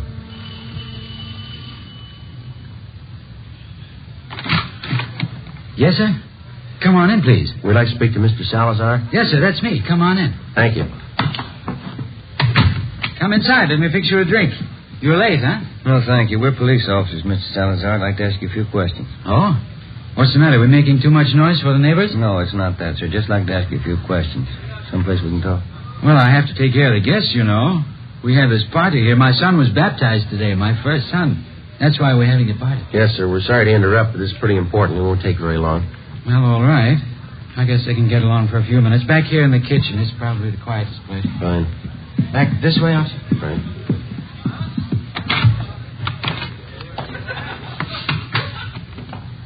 Over there. Pull up a couple of chairs. Oh, thank you. Miss Salazar, this is my partner, Sergeant Romero. My name's Friday. Homicide. Yes, sir. What's the matter? What do you want to ask me? We're investigating a case that involves a missing baby, sir. Well, the one in the paper this morning. I read about that. It's a terrible thing, isn't it? Yes, sir, it is. We've had a report that the missing baby was seen in this neighborhood. We don't know how true it is, but we have orders to check it out. Well, sure, anything I can do. I don't know how much I can help, but I can understand how that mama and papa feel. My brand new son, I know how I feel. How old is your son, Mr. Salazar? He's just 1 week old this afternoon. Fine boy. Was the baby born here in Los Angeles? No, I sent my wife Roberta to Phoenix to have a baby. We thought it'd be a lot healthier for her down there. She has a good friend of hers in Phoenix. Oh, I see. Your wife had the baby in Phoenix, and then she brought him back here. Yes, that's right. Roberta came in early this morning. Big surprise for me. I didn't know she was coming. And right away, I called all our old friends. I called Father DeSoto for the baptism, and I got things ready for the party. Big baptism party. Mm-hmm. You say your wife got back early this morning? Yes, a few minutes after 3 o'clock. Roberta came in on the plane. She said it was late. You know, the big storm. Mm-hmm. I wonder if we could talk to your wife, Mr. Salazar. Well, Roberta's taking a little nap right now. She got in late, all the excitement. Do we have to wake her up? Well, no, sir, not right away. I just wonder if we could see the baby. Well, the baby's sleeping, too. Roberta said not to go in, but... Well, if you're real quiet... Yes, sir, we'll be. Okay, he's right back. Over here.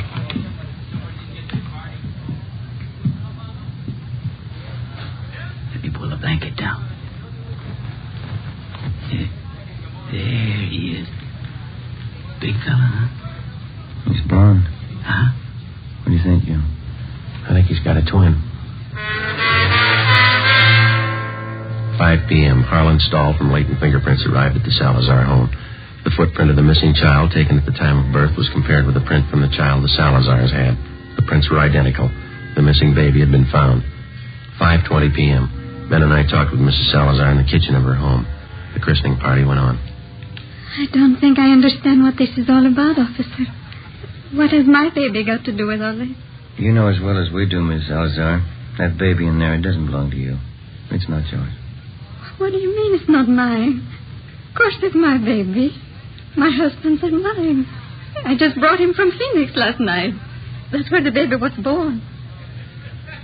What are you trying to do to me? That baby isn't yours, Mrs. Salazar. Now, you know that. It was taken from the hospital.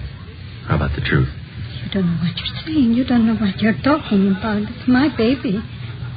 He was baptized today. Juan Tomas Salazar. It's my baby. This is a pretty serious matter, ma'am. The baby's footprint has been checked out. The child belongs to a Mrs. Stryker.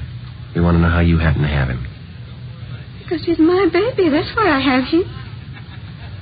You don't know what a mistake you're making. He's my baby. I brought him from Phoenix last night. You can ask my husband. He'll tell you. A woman checked in at the Bluebird Hotel on 11th Street about midnight last night, Mrs. Salazar. She had a young baby with her. You fit her description. I didn't go to a hotel last night. The plane landed here from Phoenix. I came right home. The hotel clerk remembers you. He can identify you. So can the druggist when you bought the supplies from. I bought nothing. The plane landed. I came home. It's my baby. It's my baby. We found the baby's blanket in the hotel room you rented. We have your description from at least 3 people, even the color of the coat you wore last night. You can't take him away. He belongs to me. Me and Frank, you can't take him away, please. You can't. Miss Salazar, why don't you put yourself in the place of the real mother of that baby? How do you think she feels about her baby being taken away? How about it, Miss Salazar? Have a drink, officer, please? For the party? Have a drink, I'll tell you. Tell us what, ma'am? I'm tired. Let me sit down. Yeah. Just for a few minutes. I tell you how it happened. I know you understand. Yes, ma'am. It'll be 11 years next month that Frank and I were married. I don't have to tell you we want a baby. Frank always wanted a baby, but no more than I did. It's what we live for. A baby of our own. Yes, ma'am. Boy or girl, we didn't care. But we didn't have one. For 11 years, we didn't have one. Then last April, that's when the doctor told me. He said I was going to have a baby. Yes, ma'am, I understand. Well, a month before the baby was born, we thought it would be better if I went to my friend's place in Phoenix, Arizona. For the winter, you know, it would be warmer there.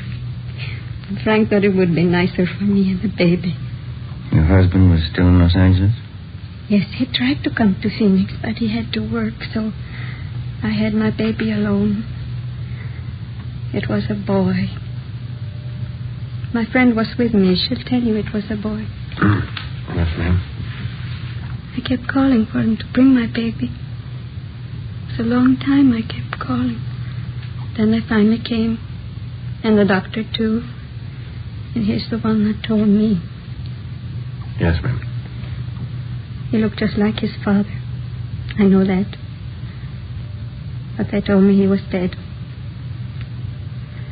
I don't remember much after that, Sergeant. I got out of the hospital, and I took the plane, and I came back here. Mm-hmm. It was dark, and it was raining.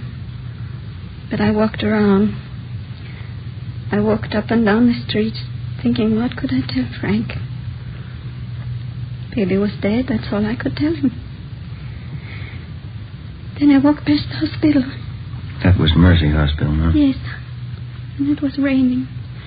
And I could see all those babies inside, warm and in their cribs. And I wanted just one of them. Just one for Frank and me. So I went in the side door and I found the nursery. And when the nurse was gone, I took him and left. My baby. I went to the hotel to keep him out of the rain, and when it cleared a little, I took him home. I took him home to Frank. I took my baby home. That's why you want my baby, isn't it? Because I took him? Because my baby died and I took him? Everything will be all right, Miss Salazar. I think we can straighten it out. Roberta, you talked to the officers? Frank, what do you want me to say? It'll be all right, officers. Won't everything be all right? Yes, sir. I think we can work it out. What could I tell you, Frank? What was there to say to you? It's all right, honey. It's all right. I'll go out and tell the people now. And what can you say? What can you tell them? The party's over. It's just a mistake.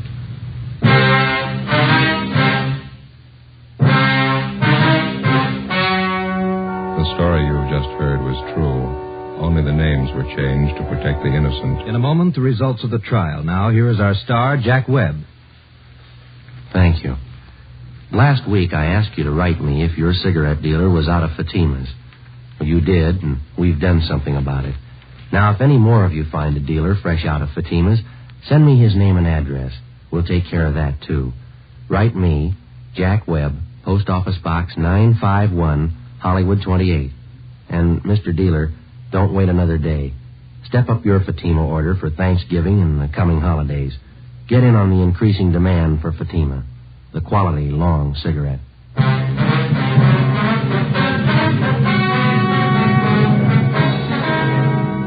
Roberta Salazar was examined by 6 psychiatrists and was ordered to be placed in a state mental institution for treatment. You have just heard Dragnet, a series of authentic cases, portions transcribed from official files. Technical advice comes from the Office of Chief of Police W.H. Parker, Los Angeles Police Department. Coming up, We the People, then Screen Directors Playhouse on NBC.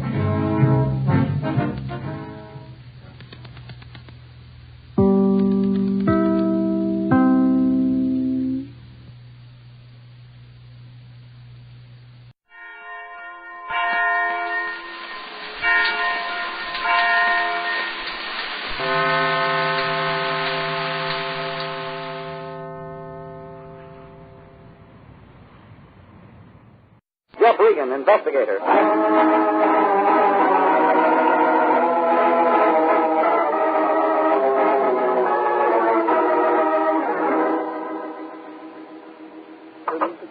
Mr. Regan? Huh? You are Mr. Regan, the detective? Yeah. Please, Mr. Regan, I need your help. Could you help me? I'm afraid I didn't get the name. I am Romano. Elio Romano. Oh, sit down, Mr. Romano. Thank you. Suppose you tell me about your problem. You're needing help, Mr. Romano. Oh, yes, Mr. Regan, it's true. I do need help. My store, it's my store. Store. I have a small grocery store. It's on 6th Street. We have a big new neon sign. My someone is trying to destroy my store. Now we're making headway. Tell me about the someone. I don't know this is someone. If I should get my hands on them... My windows? No. They tried to burn it down. They tried to burn my store. When? Last week, Thursday. Call the police? Yes. And then what? Well, they said there was an accident. They said I did this to my own store. Ma questa è una cosa che... Oh, mamma mia. And you're sure it was no accident? Mr. Regan, would I destroy the one thing Maria and I have given our lives to make? Would I so much as harm a single little glass window? No, I would not. Where'd the fire start? In the back room where the can got stored. What time of day? Night. It was at night. My Maria and I, we sleep above the store. My Maria smelled the smoke, and together we put out the fire before the damage could become great. Mm-hmm. That's the only time it happened? No. The day before that, I found a light match in the waste basket. It was just as I was closing for the night. Well, I stopped this one very quick. 2 nights in a row. You're right, Romano. It doesn't look very accidental. Oh, believe me, Mr. Regan, I would never do this to my store. Never. Okay, Romano. I believe you. Suppose you and I run out there. Take a look.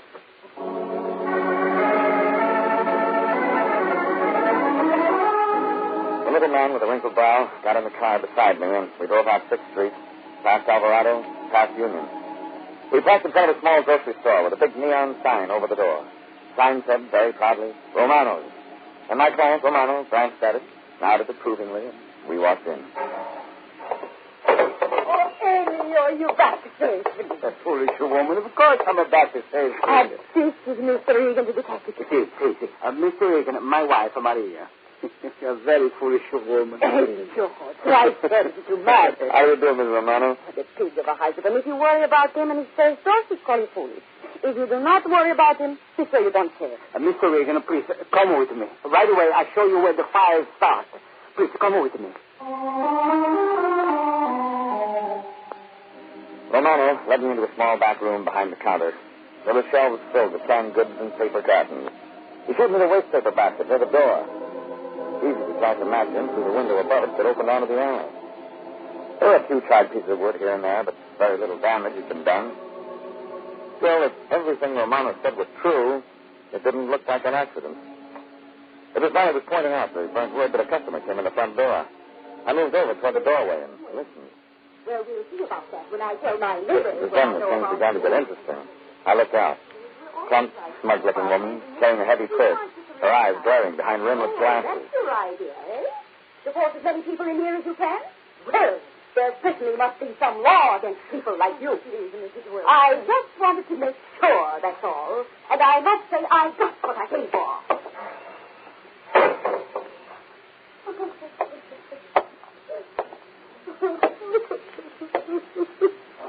What was that all about, Mrs. Romano? Oh, Mr. Regan, you heard. Maria, what has she said to you? Quiet, Romano. Mr. Regan is right, Elio. It was enough. It didn't sound like nothing, Mrs. Romano. What do you mean by telling my neighbors? No, we will not talk of it. We will talk of it. Mr. Regan, this woman, this is Mrs. Wilson. She used to be our best customer.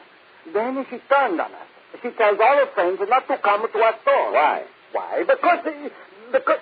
Now, who knows why? Oh, you have started it. Now you will finish, Elio. She does not buy from us because we would not let her tell us how to run our store. See, that's all there is to it? When did it start? A week ago. Oh? Same time the fire started. See, the same... But, Mr. Regan, you don't... You hide in the sink, Romano. I'll see you later. Mr. Regan, where you go? To talk to Mrs. Wilson. If I moved fast, I could find Mrs. Wilson. If I could find her, I could talk to her. She had answers, plenty of them. Plenty more than the Romanos gave her credit for. And then I saw her, a block away, walking fast. I followed. Around the corner, she turned up a walk and disappeared into a 2-story apartment house. I was right behind her. The mailbox out front said 208, and when I got there, the door was just closed. Now. Yes? Can I talk to you for a minute? Young man, if you're selling I'm not something... selling anything. Then what do you want? Just a couple of questions, Mrs. Wilson, about the Romanos. Oh, so that's your game, is it? You're trying I'm not to tell trying me... to tell you anything. We'd just better talk now, for your own good. You go back and tell those people we don't want them around here. We don't want them in our neighborhood. Is that clear? That's as good a place to start as any, and I will just... Oh, no, you don't. You're not coming in without a warrant. I knew you were a policeman right away. They called you, those Romanos. Just like them to take advantage of our Constitution. But I know my rights as a citizen. Lady, I haven't broken any laws, you understand? It's them that cause all the trouble, them. And we don't want their kind around here. Now, good day. So I had nothing after all. I got in my car, drove down toward police headquarters. And it wasn't that easy. Because behind me, starting at Alvarado, was a yellow Model A Ford. A yellow hot rod, and it wasn't behind me by accident. Stayed there 2 blocks, 10 blocks, 20. And whoever sat behind the wheel didn't care if I knew it.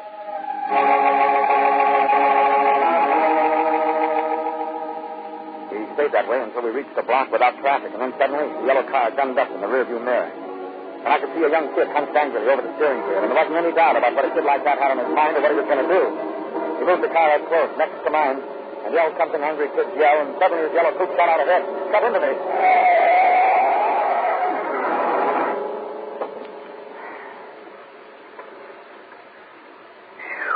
Like I figured. Tried to run me off the street onto the sidewalk. Now the yellow coupe was just a blur in the distance. I pulled off from the curb, eased into gear, took my time driving to the police station.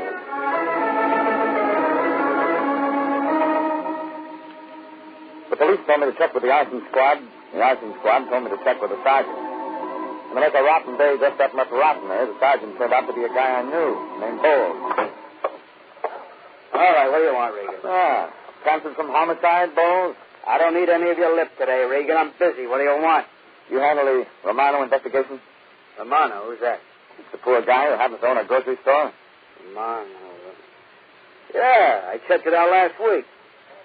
For your information, this client of yours, Romano, has this grocery store well covered. You know what they call it, Regan? Fire insurance. Lots of fire insurance. And that's what I got from Sergeant Bowles. I left the station, drove down to the top house on 3rd Street, had myself a big dinner, and tried to think. And it wasn't that easy. Ideas would fit together during the salad and go to pieces during the steak. By the time I got to dessert, it was anybody's guess. I paid the blonde waitress and drove out 6th Street, watching the streetlights go on and hoping one of them would shed some light on the problem.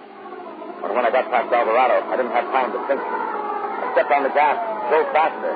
Into streets becoming crowded, alive. Into confusion and fire engines. Into shouts and smoke. A man in a bar helmet directed me over to the side of the road, and I parked and got out. Walked into the excitement and confusion and heat. And into a sweaty, curious, open-collared, open-mouthed, hot-eyed, staring mob. Into a shout all around me. Hey, Joe. Hey, Edna. Hey, Pete. Come take a look. Romano's. The grocery store. Burning down, yelling, cheering, shouting. While flames licked up the store walls and around the big blue neon sign Romano had proudly shown me. And I was moving into the mob, trying to get closer, when a big burly man covered with soot and sweat shoved me aside. Hey, stand back, will you please, mister? Have you seen the owner?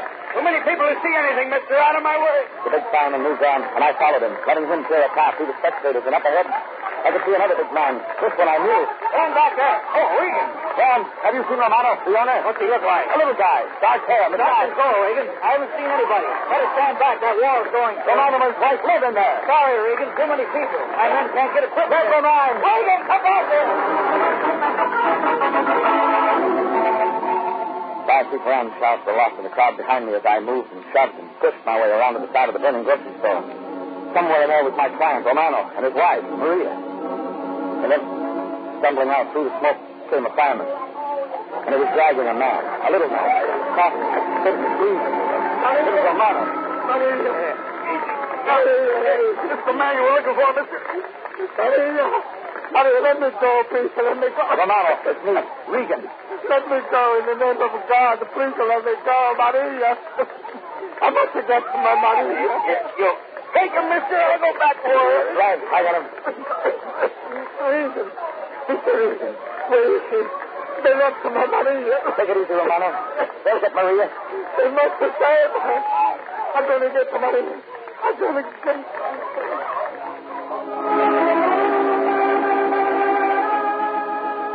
I pulled the little man away from the smoke and heat and people, stretched him out on the pavement. In a few minutes, his breathing became regular and the coughing stopped, and he slept. And 10 minutes after that, the big fireman came out with Maria and placed her on the pavement beside her husband. Only Maria wasn't coughing or breathing. She was dead.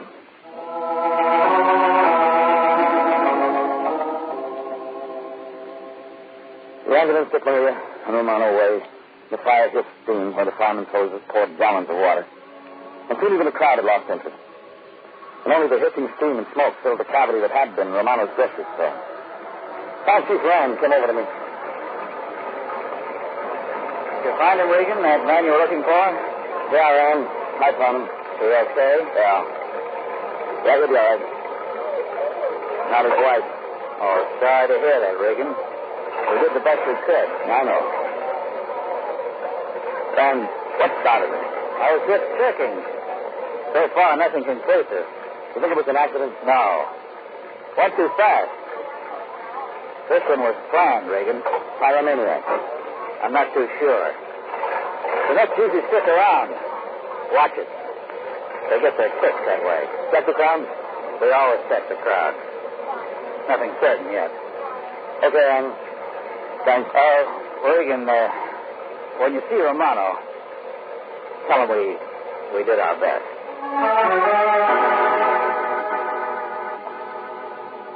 I left around examining the charred scraps of what was left of Romano's grocery store, and I walked down the street thinking, putting the twos with other twos and trying to make fours. And then I saw something up ahead, and I forgot about the twos and fours. There was a yellow Model A Ford parked 3 blocks from the scene of the fire, sitting quiet, docile, far from the nearest streetlight. I got to it and started to look in. It was the car that had tried to run me off the street. It was... Say what, mister? I turned. Saw a kid. Big kid who'd driven the car into me. In his right hand, a revolver. Come on, get away from it. You like guns. I get me things. Come on. You also like matches. Shut up. You also like killing people. Right. He thinks that I said killing. I drove him off the sidewalk at his knees and we went down together, rolling on the pavement, digging for the gun. And it was anybody's weapon until I felt the cold steel of a second between us. Saw the barrel moving up under my chin. Heard the report.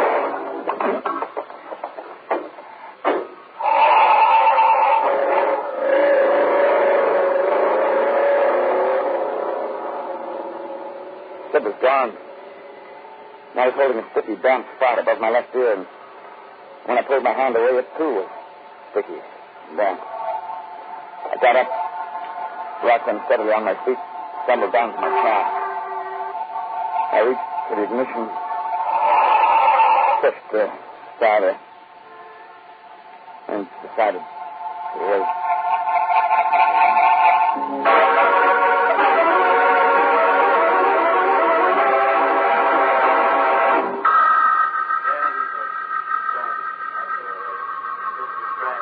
Voices and faces, and voices and lights, and a big blank wall was there. I waited, not being sure, and then I opened my eyes, and the blank wall was the ceiling, and the face was Sergeant Bull. Who said it was just a scratch? Lay down.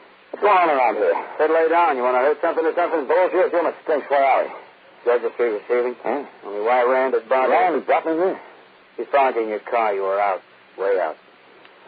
Romano. Is he okay? Yeah, he's okay.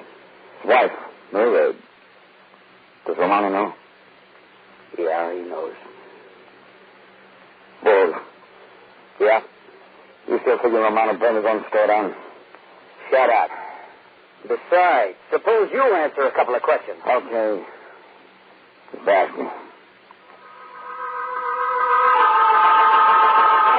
Bull got me, and I told him. And he folded his notebook and he walked out. I got up, checked my legs and the bandage over my left ear, danced down the hospital corridor, and walked out.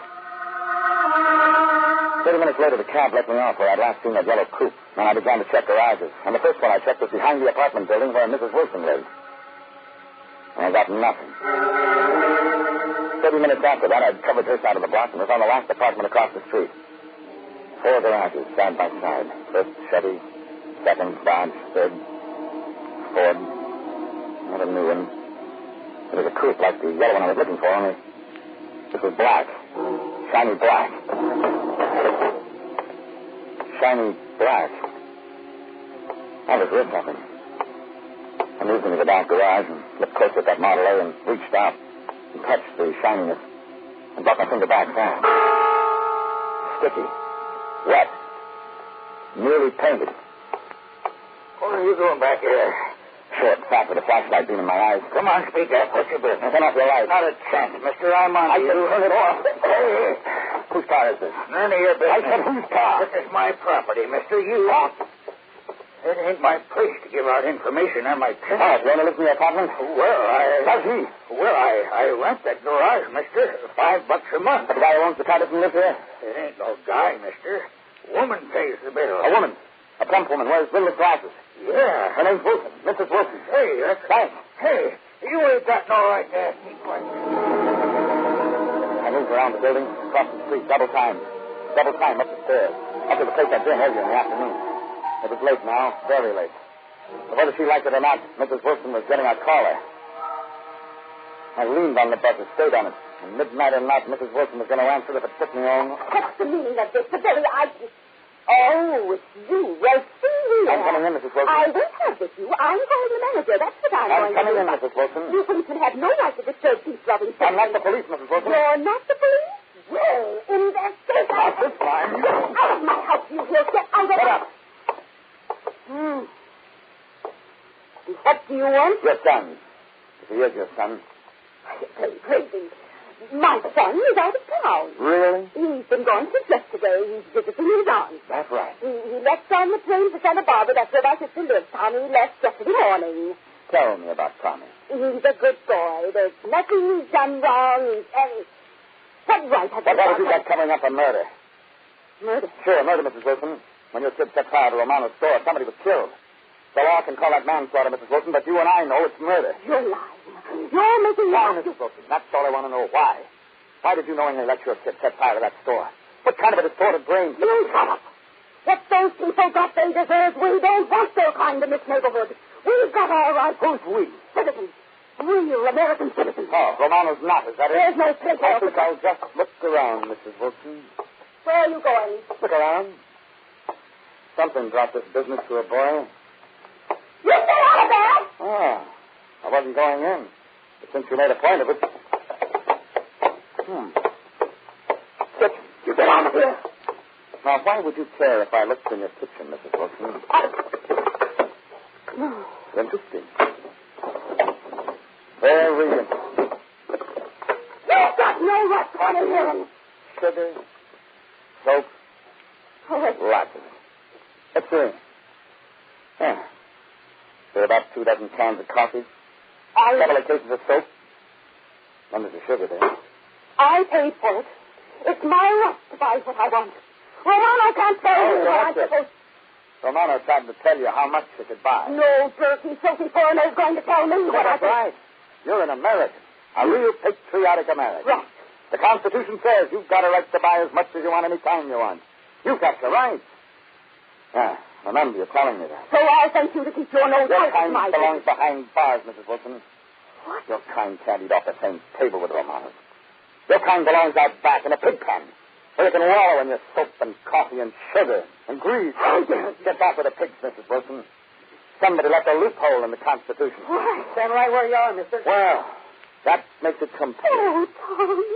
Oh, my Tommy. I thought I stopped you once, mister. He said such horrible things, Tommy. He said such terrible things. I won't be saying much when I get through with him. When you get through with what? Haven't you killed enough for one night? Killed? Mrs. Romano's dead.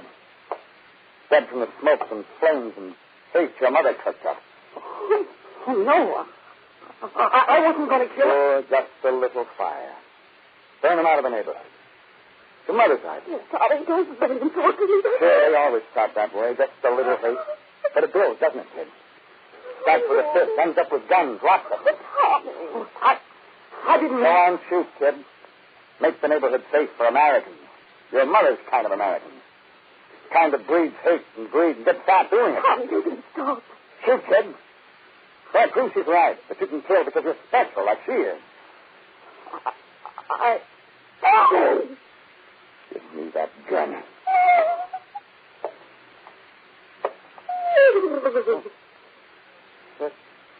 Gun. Gun. Thanks.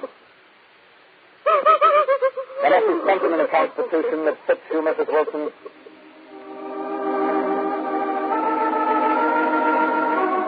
Underwood. Murder, arson, whatever you want to call the crimes of Mrs. Wilson. You might say she was fighting for a fifth freedom. The freedom of grab. And she won. The right to spend the next few years grabbing the bars of her own private cell.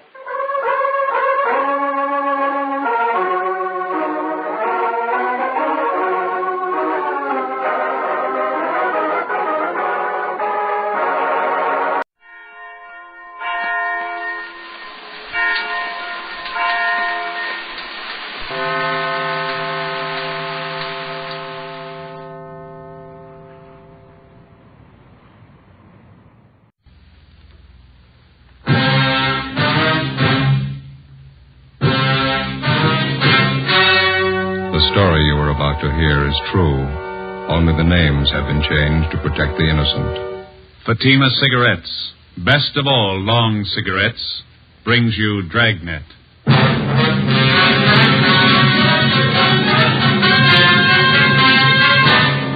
You're a detective sergeant.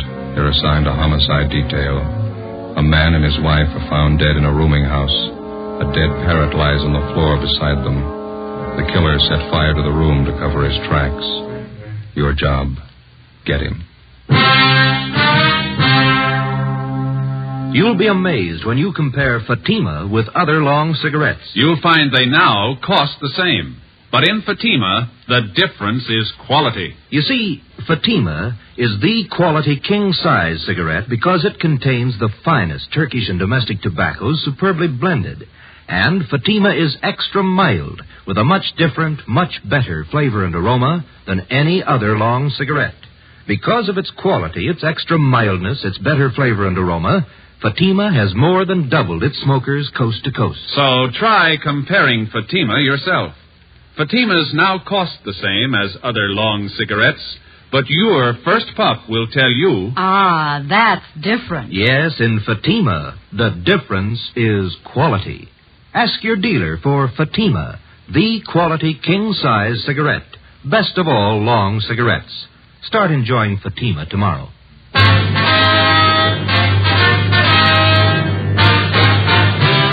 Dragnet, the documented drama of an actual crime. For the next 30 minutes, in cooperation with the Los Angeles Police Department, you will travel step by step on the side of the law through an actual case transcribed from official police files. From beginning to end, from crime to punishment, Dragnet is the story of your police force in action. It was Wednesday, April 2nd. It was windy in Los Angeles. We were working the early morning watch on a homicide. My partner's Ben Romero. The boss is Thad Brown, chief of detectives. My name's Freddie. I was on the way back from communications, and it was 5:25 a.m. when I got to room 42. Homicide.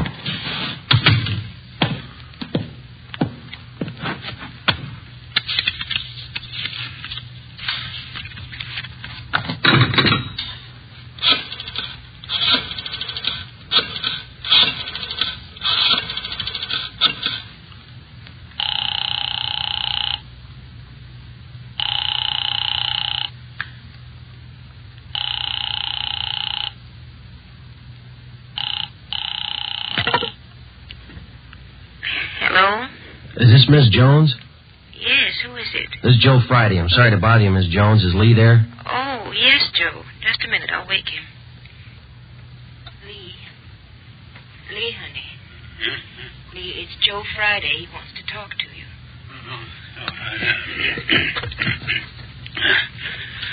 Yeah, Joe. What is it? I'm sorry to wake you. Can you come down right away? What's the trouble? Got a call from fire headquarters a couple of minutes ago. Yeah? They had a fire in a rooming house over on 7th Street. They found 2 dead bodies in one of the rooms. Yeah? They suffocated? Well, the battalion chief doesn't think so. They found both bodies on the bed. There was evidence of arson in the room. What kind of proof they got? The victims. That's why we called you. What you got? Fire department thinks they were dead before the fire started. 5:30 a.m. Romero and I drove out to the rooming house on 7th Street. It was a 2-story building in the middle of the block between South Grand and Toledo Avenue. On one side of it was a small transient hotel, and the other a building which housed a bookbinding firm and studios for an acrobatic dancing school. When we got there, the salvage crew was still working. We were directed to the 2nd floor, where we met with a man in charge from the fire department, Battalion Chief Sullivan. It's right down the hall here. Watch your step there. Oh, yeah. You have the names of the victims, Chief? We think it's Guthrie, Mr. and Mrs. Charles Guthrie. Old couple, lived here for some time, I understand. Here we are. We figure that's where it started, right under the bed over there. Heat must have been terrific. Look at the walls, Joe. Yeah. This is where most of the damage was done, Chief? No, rooms on both sides got it, too. Not as bad as this, though. Guthrie's had 2 rooms. This and the one adjoining. Through the door there. Mm-hmm. When the fire starts, got any idea?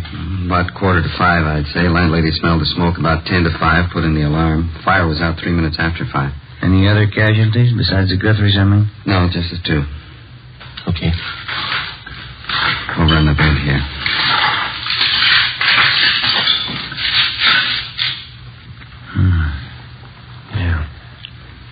worst I've seen. Yeah, it's pretty bad. And Ben, you can see from the position of the two bodies, doesn't look to me like they suffocated. No evidence that they tried to get out of the room. Both relaxed. Looks like somebody did them in, then tried to cover with arson, huh? Oh, Chief. Yeah? On the floor there. Oh, yeah, a parrot. Somebody wrung its neck, looks like to me, and then threw it there on the floor. There's the empty cage there in the corner and door's open. Chief? Yeah, why? Schubert's still talking to the landlady? He hasn't come back. Clyde'd like you to meet Friday and Rebello. No. Sorry, Friday and Romero homicide detail. This is Clyde Wine from the arson squad. Hi. How are you? You want to show him that setup, Clyde? How it was touched off? I'm glad to. You can take a look under the bed there. Tells most of the story. You see directly underneath there? Let me see. What is that, Wine? Pretty charred. Rags and papers. Had a good soaking in kerosene before they were touched off. Strung out all under the bed here. Couldn't miss, huh? Thorough guy, whoever set it up. Most of the carpeting in the room was doused with kerosene, too. This much you can count on. The man who touched it off knew something about timing devices. Want to show him that rig, Clyde? Right here. Yeah? Ordinary electric heater. This automatic timer was connected to it, then plugged in. Heater was placed under the bed right next to the rags and papers. Timer was set probably for about 4:45 a.m. Timer let go on schedule. Heater warmed up. Rags and papers caught fire, then the mattress. You can see the rest for yourself. That timer pretty intricate, Wine? The man who put it together was no amateur, as the chief said. Must have known something about clockwork. Clyde, see you a minute? Yeah, Mac. Excuse me, I'll be back in a minute. Do that. Thanks very much. You find anything else that might tie in, Chief? Not in this room, no. Dead parrot there. Door of the cage open. Probably a pet. Might have been out of the cage at the time of the fire. Is it possible that the parrot could have suffocated, Chief? Not from what I can see, no. As I say, it looks to me like somebody wrung the bird's neck. A few green feathers on the floor there. That's the adjoining room in there. Okay.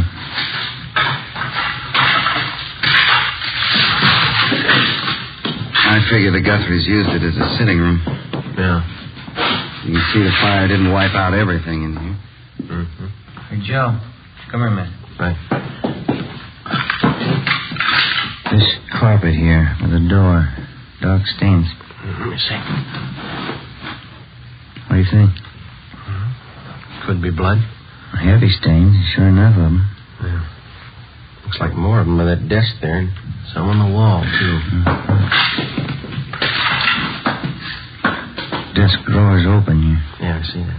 That's about it. You know as much as we do so far. Yeah. We know how the fire was touched off. We're satisfied it didn't kill those two people in there.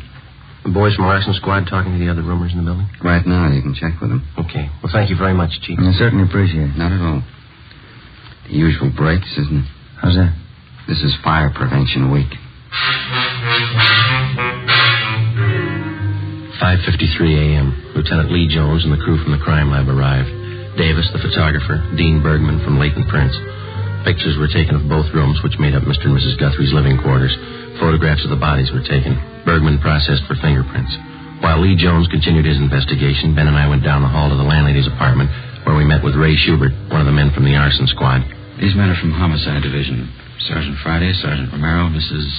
Stedman, that right? Yes, Clara Stedman. How do you do? I manage the house here. Would either of you care for a cup of tea? No, thank you. I wouldn't care for it. When did you last see Mr. and Mrs. Guthrie, ma'am? Well, now, let me see. Miss Guthrie, I saw her just before dinner last night, a little before 6. I went in to borrow an egg and a cup of flour. She was all right then. Was there anyone with her? No, she was alone. What about Mr. Guthrie? When did you last see him? About 7:30. I looked out my window and I saw him closing up the parking lot. Did the Guthries have any visitors at all yesterday? Do you remember that? Well, just one I know of. Jack Marshman. He's working for Mr. Guthrie about a year now. When did Marshman visit the Guthries? Do you know? Around 4 yesterday afternoon. Yes, I was there too. Mrs. Guthrie and Jack and I had a cup of tea together. Then Jack left to go back to work, and then I left. You didn't notice anyone else in or near the Guthries' rooms after that? No. I had my dinner and listened to a radio play, and then I went off to bed. Oh, I know you're upset, Mrs. Stedman, but can you think of anybody who might have wanted to do away with the Guthries? Anybody who had a reason to do them harm? Oh, as far as I know, Sergeant, they didn't have an enemy in the world. I guess I was wrong. It's a terrible, terrible thing. Yes, ma'am. We'll leave our card here with you. All right. If you want to contact us, don't hesitate to call anytime. All right, thank you. Thank you, Miss Stedman. Goodbye, ma'am. Goodbye.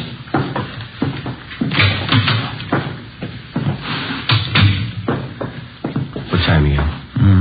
6:15. It's pretty early. They ought to be able to post the bodies for us this morning. Say Friday? Oh, yes, Chief. Jones, your crime lab man's looking for you. Thank you. Ben, you called the coroner, didn't you? Yeah, he's on his way over.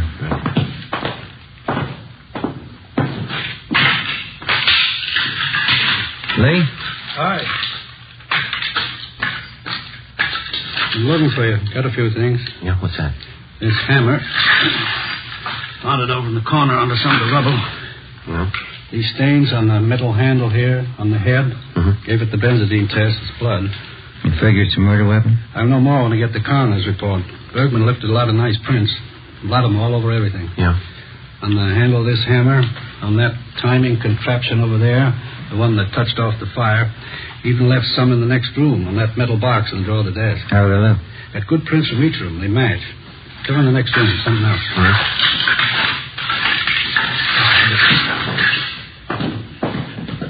Yeah? Those stains on the carpet by the door. The stains on the carpet by the desk. Those on the wall. Blood stains, all of them. And you can see here, trail of stains, all leading through the door into the murder room.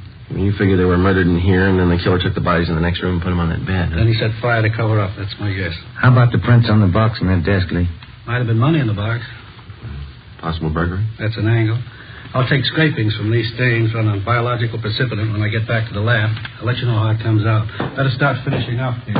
Right, Lee. Thanks very much.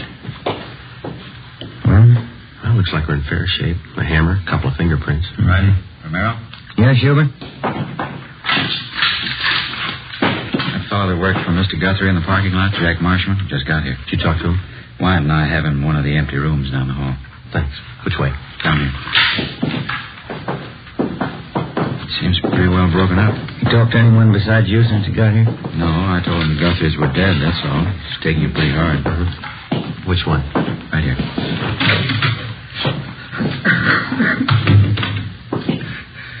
As friends I had, Charlie and Marta. I knew I should have stayed with him. I knew I should have.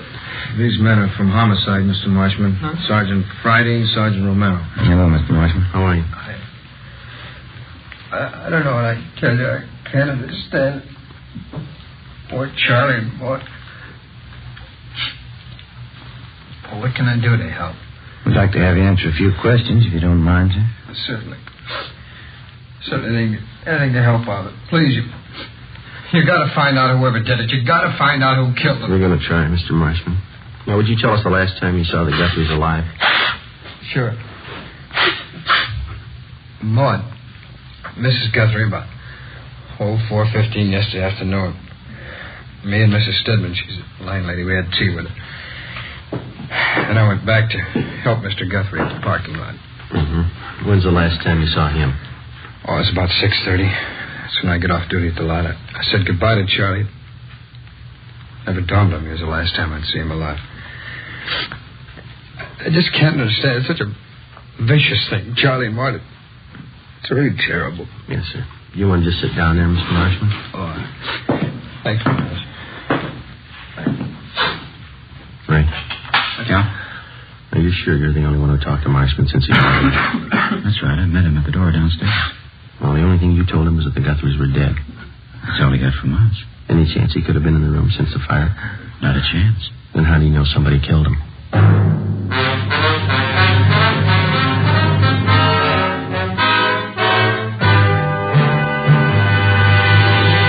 You are listening to Dragnet, authentic stories of your police force in action. You'll be amazed when you compare Fatima with other long cigarettes. Buy a pack. You'll find Fatimas now cost the same. Light a Fatima. Ah, that's different. What a difference. Yes, friends, in Fatima, the difference is quality. quality of tobaccos, the finest Turkish and domestic varieties, extra mild and superbly blended, to give you a much different, much better flavor and aroma than any other long cigarette. Quality of manufacture.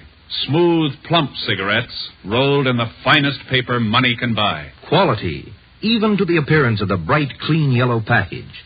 Carefully wrapped and sealed to bring you Fatima's rich, fresh, extra mild flavor. Try comparing Fatima yourself. Fatimas now cost the same as other long cigarettes, but your first puff will tell you... Ah, that's different. Yes, in Fatima, the difference is quality. Ask your dealer for Fatima, the quality king-size cigarette. Best of all long cigarettes. Start enjoying Fatima tomorrow.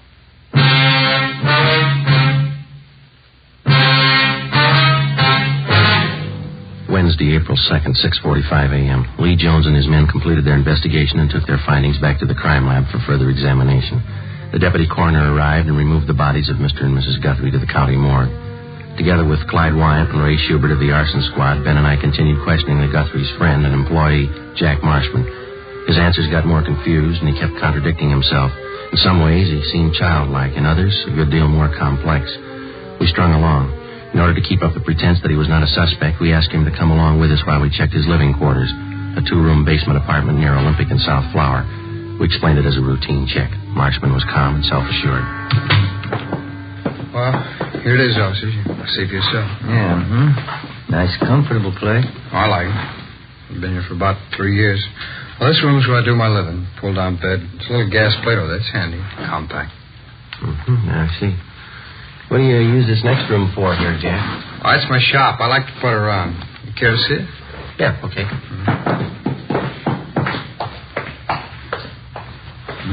It's very nice. What's your hobby? Watchmaking here. Used to be a watchmaker. I haven't worked at it lately, though. Job's pretty hard to find. Yeah. These parts here on the bench. You making something, Jack? Oh, just fooling around. Old alarm clock there. I'm fixing it up for a friend. All these wires and things. They all go into the works, huh? More or less, yeah.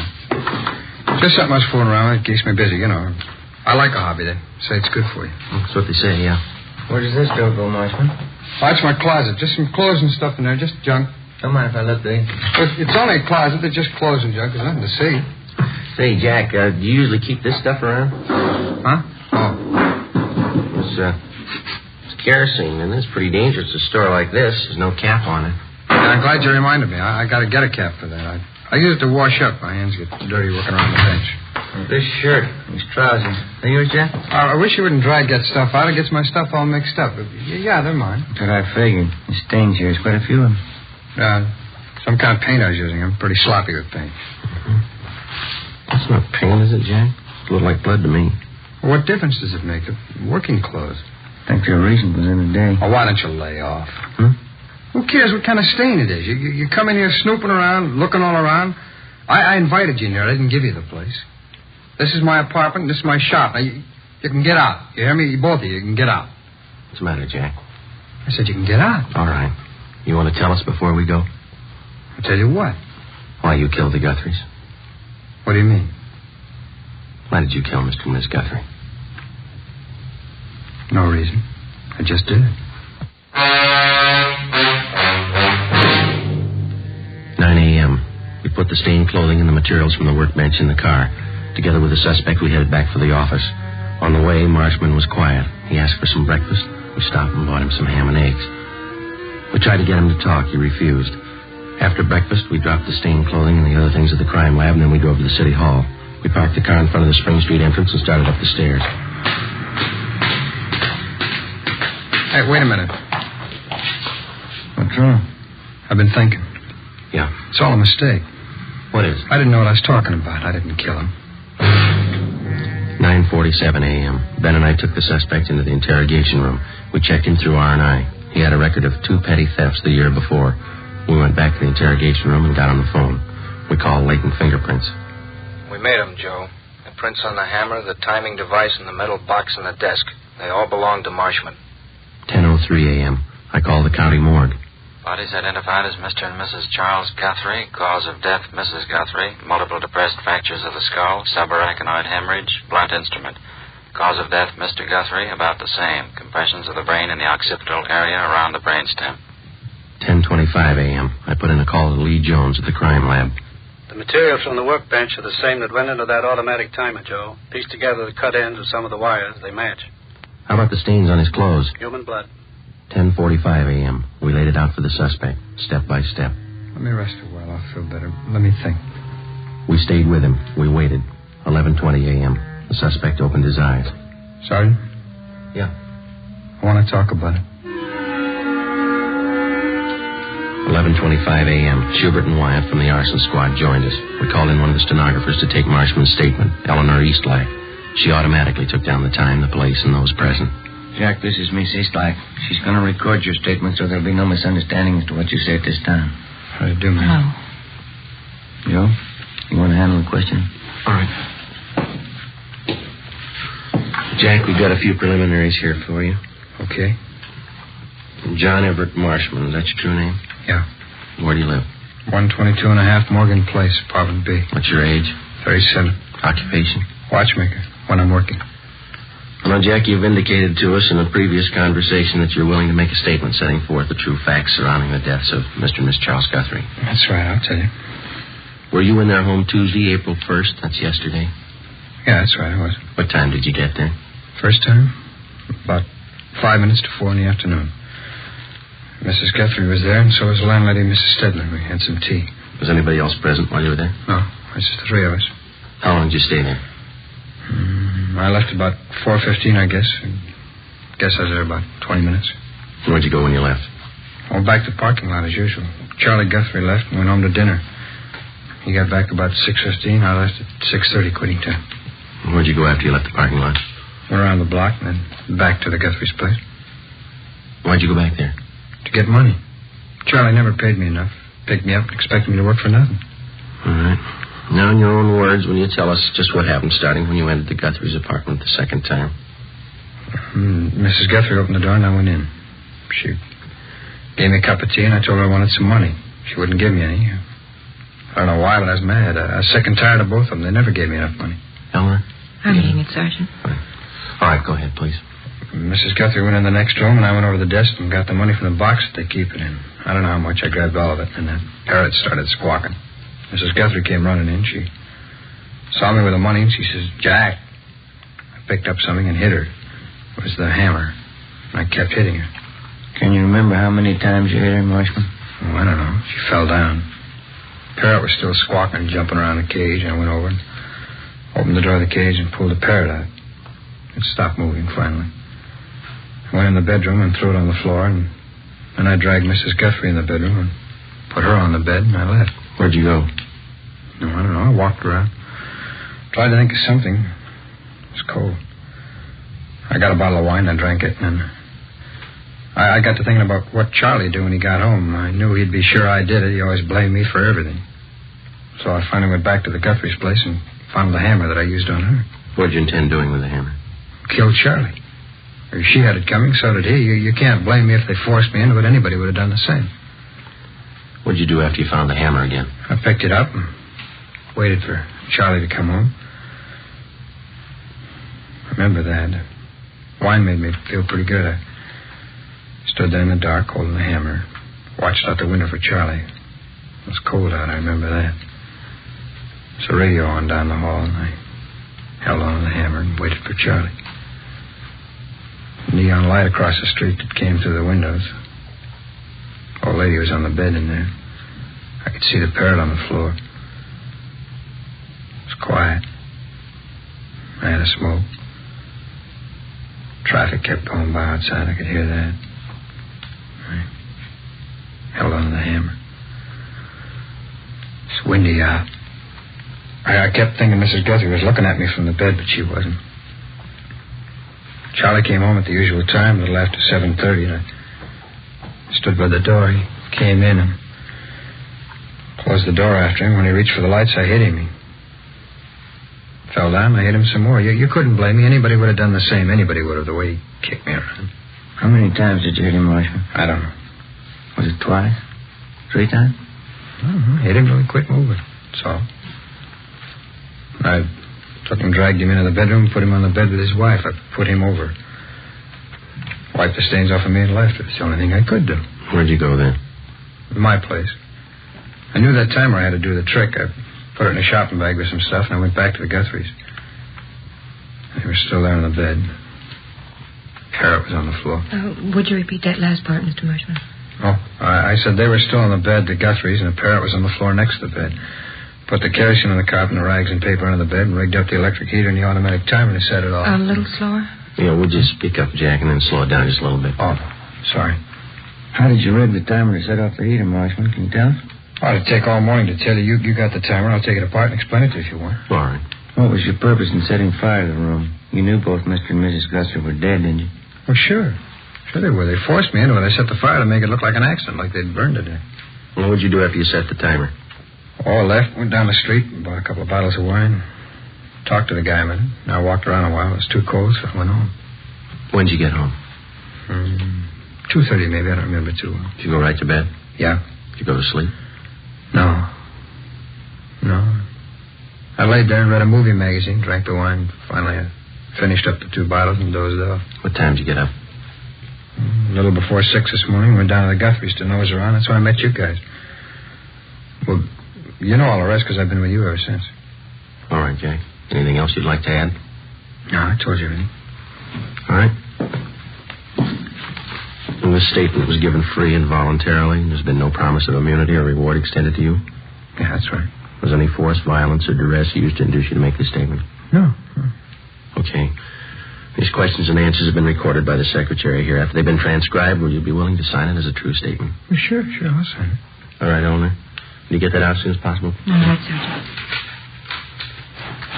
Thank you. You're welcome. Well, that's it, huh? All of it? That's it. Oh, that's good. That's good. I'm tired. It's been a long night, a long one. Get used to it. Huh? They're going to get longer.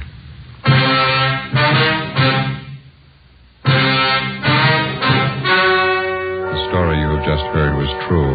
Only the names were changed to protect the innocent. On July 29th, trial was held in Superior Court, Department 86, City and County of Los Angeles, State of California. In a moment, the results of that trial. Now, here is our star, Jack Webb. Thank you. Recently, I've asked you to send me the names of cigarette dealers who are out of Fatimas. You see, the demand for Fatimas is so great that I want to make sure that all of you can buy them. So keep your letters coming. If you find a dealer fresh out of Fatimas, let me know and we'll have something done about it. Write your dealer's name and address on a card and mail it to me, Jack Webb, Post Office Box 951, Hollywood 28. And now for you, Mr. Dealer. The coming holiday season will find new thousands insisting on Fatima quality. Step up your order for Fatimas tomorrow. Get in on the increasing demand for the quality long cigarette.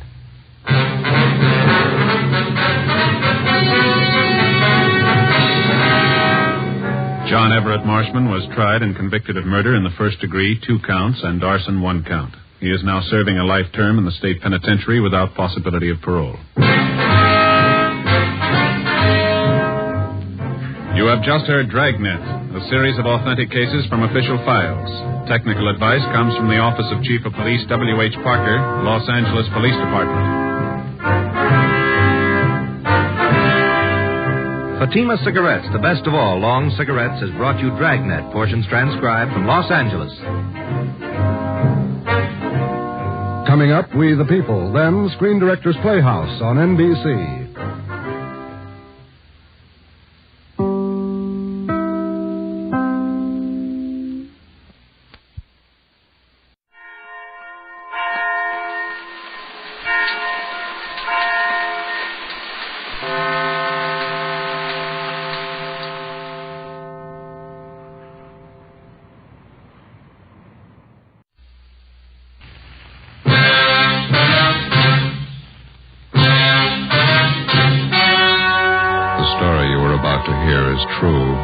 Only the names have been changed to protect the innocent. Fatima Cigarettes, best of all long cigarettes, brings you Dragnet.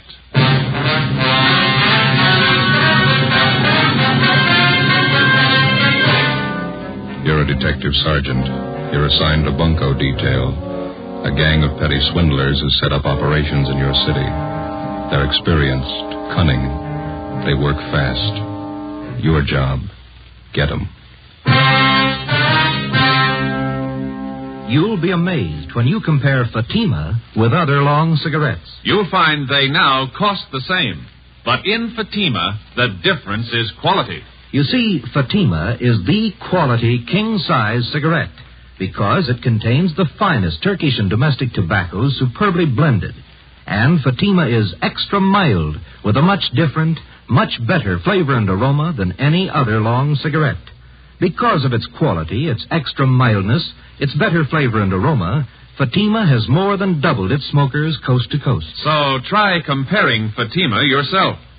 Fatimas now cost the same as other long cigarettes, but your first puff will tell you... Ah, that's different. Yes, in Fatima, the difference is quality. Ask your dealer for Fatima, the quality king-size cigarette. Best of all, long cigarettes. Start enjoying Fatima tomorrow.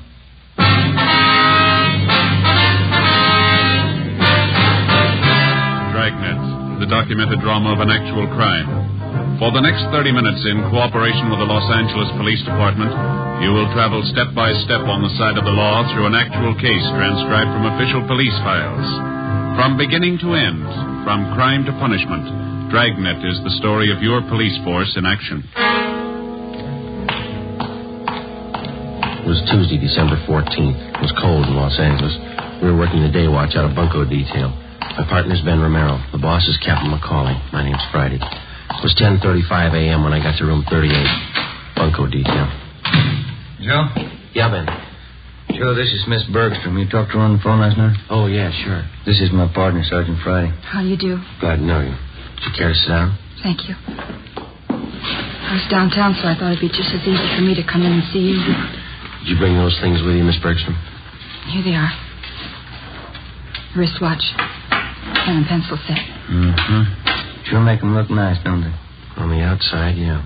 Let me take the back off the watch for you. There. You can see for yourself, Sergeant. It's junk, not worth 15 cents. Charged me $48 for that watch.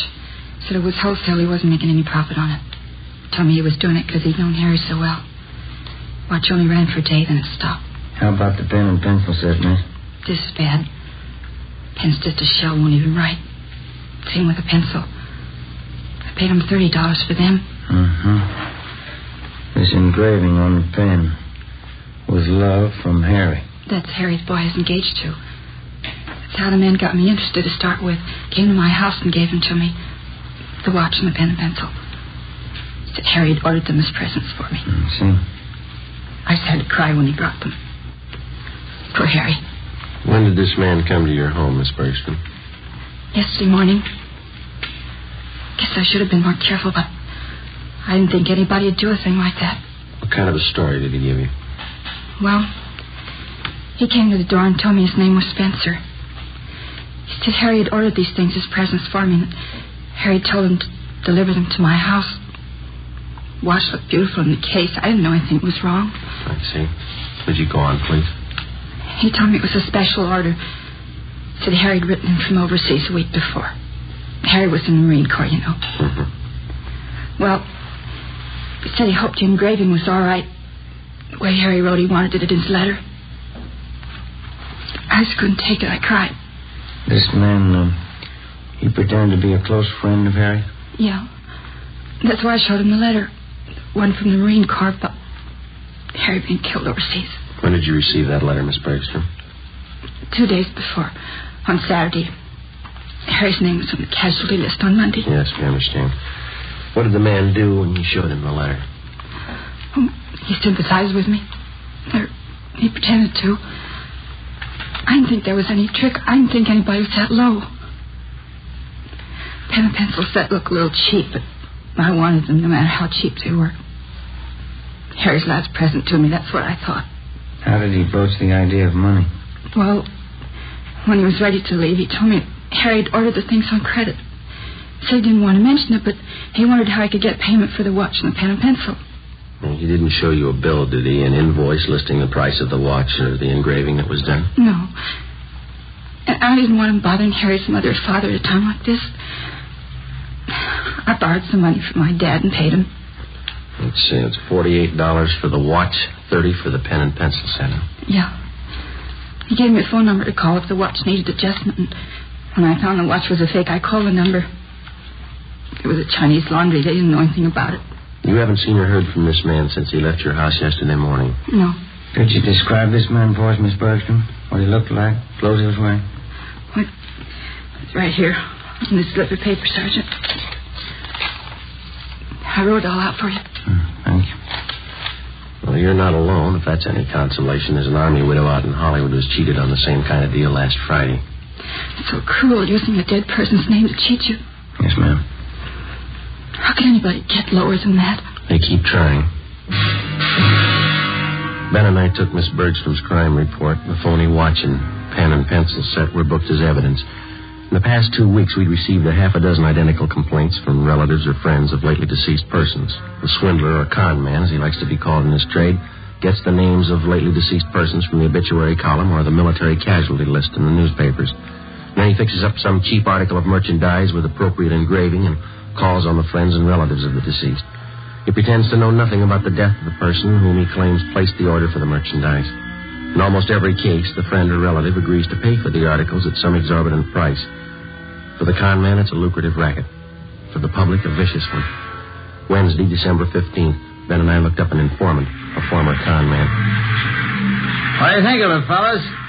Been in business for 2 months, doing fine. What do you think of it? Looks great, Judge. Nice setup. Finest baby laundry in South Los Angeles. That's why I advertise. Hey, you don't think that's too broad, do you? No, I don't think so, Judd. You got some nice equipment here. Baby laundry. How'd you ever get started? Father-in-law set me up with a loan. Says he got tired of me trying to sell him bum watches. Well, that's a good break for you, Judd. Say, you got a couple of minutes? We'd like to talk to you. Sure thing. Come on back here. Okay. Fine, thanks. Yeah, it's squared away, living a solid life. Not bad at all, you know. It surprised me. You ever see any of the old gang, Judd? Not much, no. Some of the old grifters look me up now and then, try to touch me. I'll go. Hey, here you are.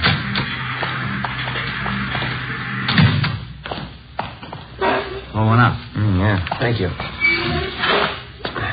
Okay, fellas, what can I do for you? Well, we'd like to know how close you got your ear to the ground, Judd. There's a gang of bunks in town. They're working hard. What pitch they using? They're working the obits, the casualty lists. Thought maybe you might be able to help us.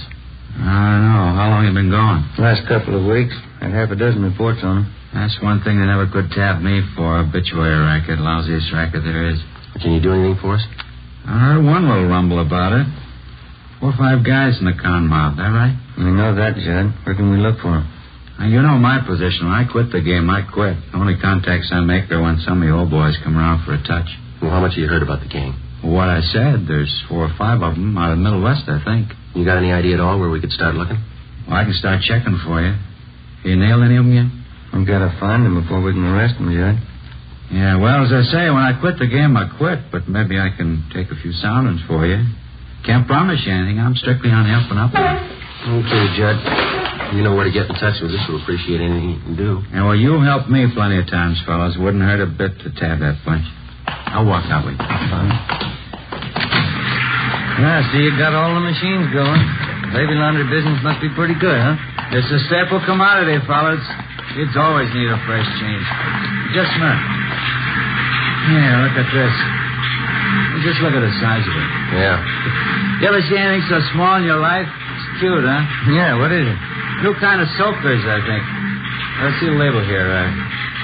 Yeah, Mother Greg Super Soakers. Kids thing, you sure give me a wallet, you know? Hey, we might as well check the office while we're here, Ben. Can I use your phone, Judd? Yeah, right over there on the wall. You got change? Yeah, thank you. I have.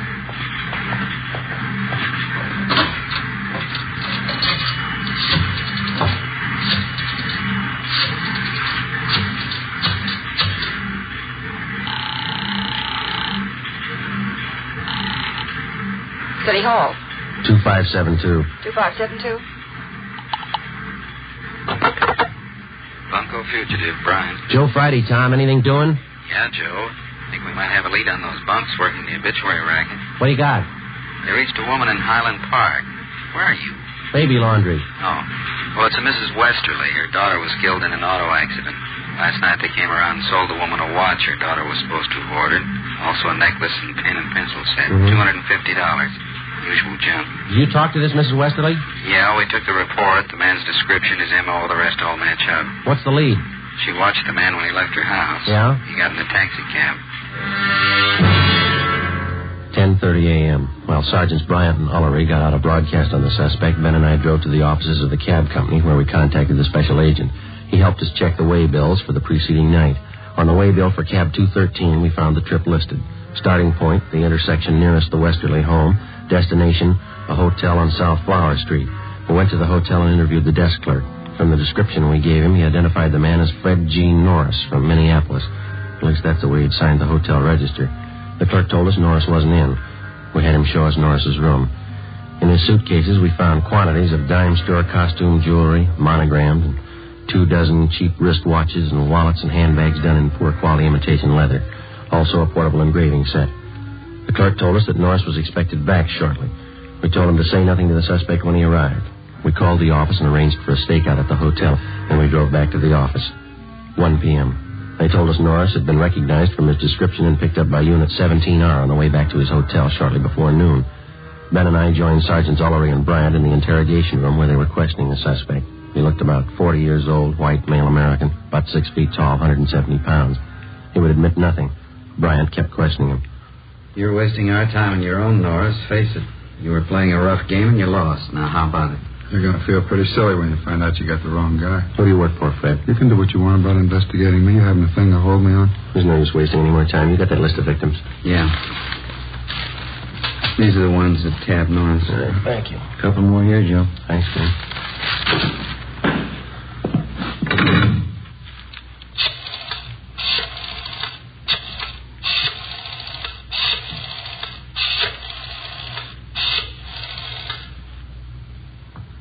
Hello, Miss Bergstrom there, please? Oh, this is Sergeant Friday, Miss Bergstrom. Bunko detail? Yeah, we picked up a suspect. We'd like to see if you can identify him. Would it be all right if we sent a card for you right now? All right, fine. Thank you very much. Bye.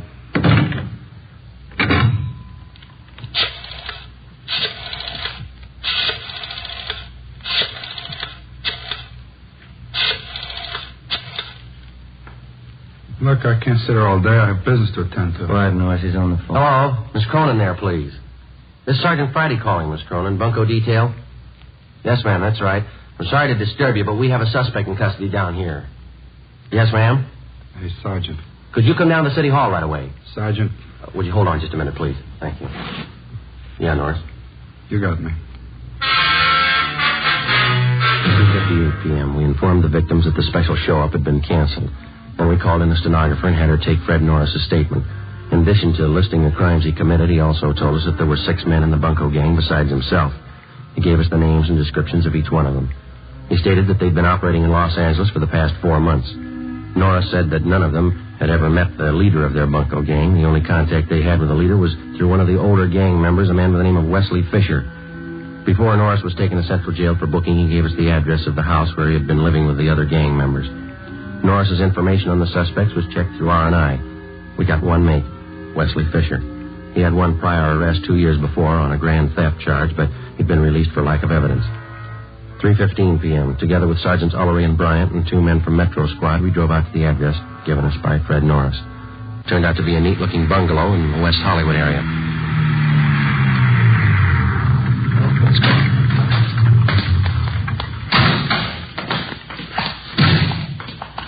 We can take the front door, Joe. Yeah. Say, Tom. Yeah? You want to have Johnson and Brewer cover the back of the place, please? Okay, Joe. Maury and I'll cover the side. Thanks.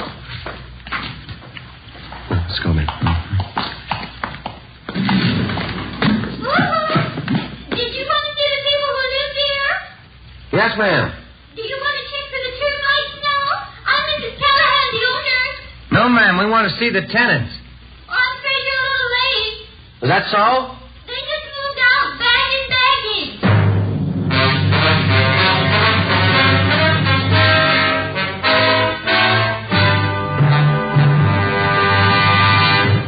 You are listening to Dragnet, authentic stories of your police force in action. You'll be amazed when you compare Fatima with other long cigarettes. Buy a pack. you'll find Fatimas now cost the same. Lighter Fatima. Ah, that's different. What a difference. Yes, friends, in Fatima, the difference is quality. Quality of tobaccos. The finest Turkish and domestic varieties, extra mild and superbly blended to give you a much different, much better flavor and aroma than any other long cigarette. Quality of manufacture.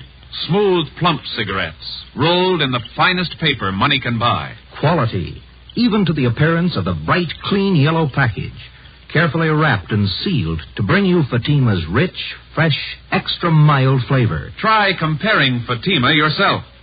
Fatimas now cost the same as other long cigarettes, but your first puff will tell you... Ah, that's different. Yes, in Fatima, the difference is quality. Ask your dealer for Fatima, the quality king-size cigarette.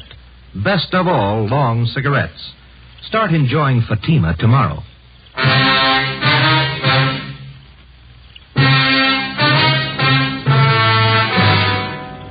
Wednesday, December 15th, 4 p.m. We made a thorough check of the house, which the 6 suspects had just vacated. We found nothing that would help us. We talked to the owner of the house where the suspects had been living. She told us that she'd rented the place, furnished to them, about 3 months before. She identified Wesley Fisher's mugshot, but she told us that he'd used the name of Charles Wilder. She also recognized each of the other gang members from the descriptions that Fred Norris had given us. She told us that while they were living there, the men seemed to keep odd hours and that they had a car. She told us that she'd taken the license number of the car the day the men moved in.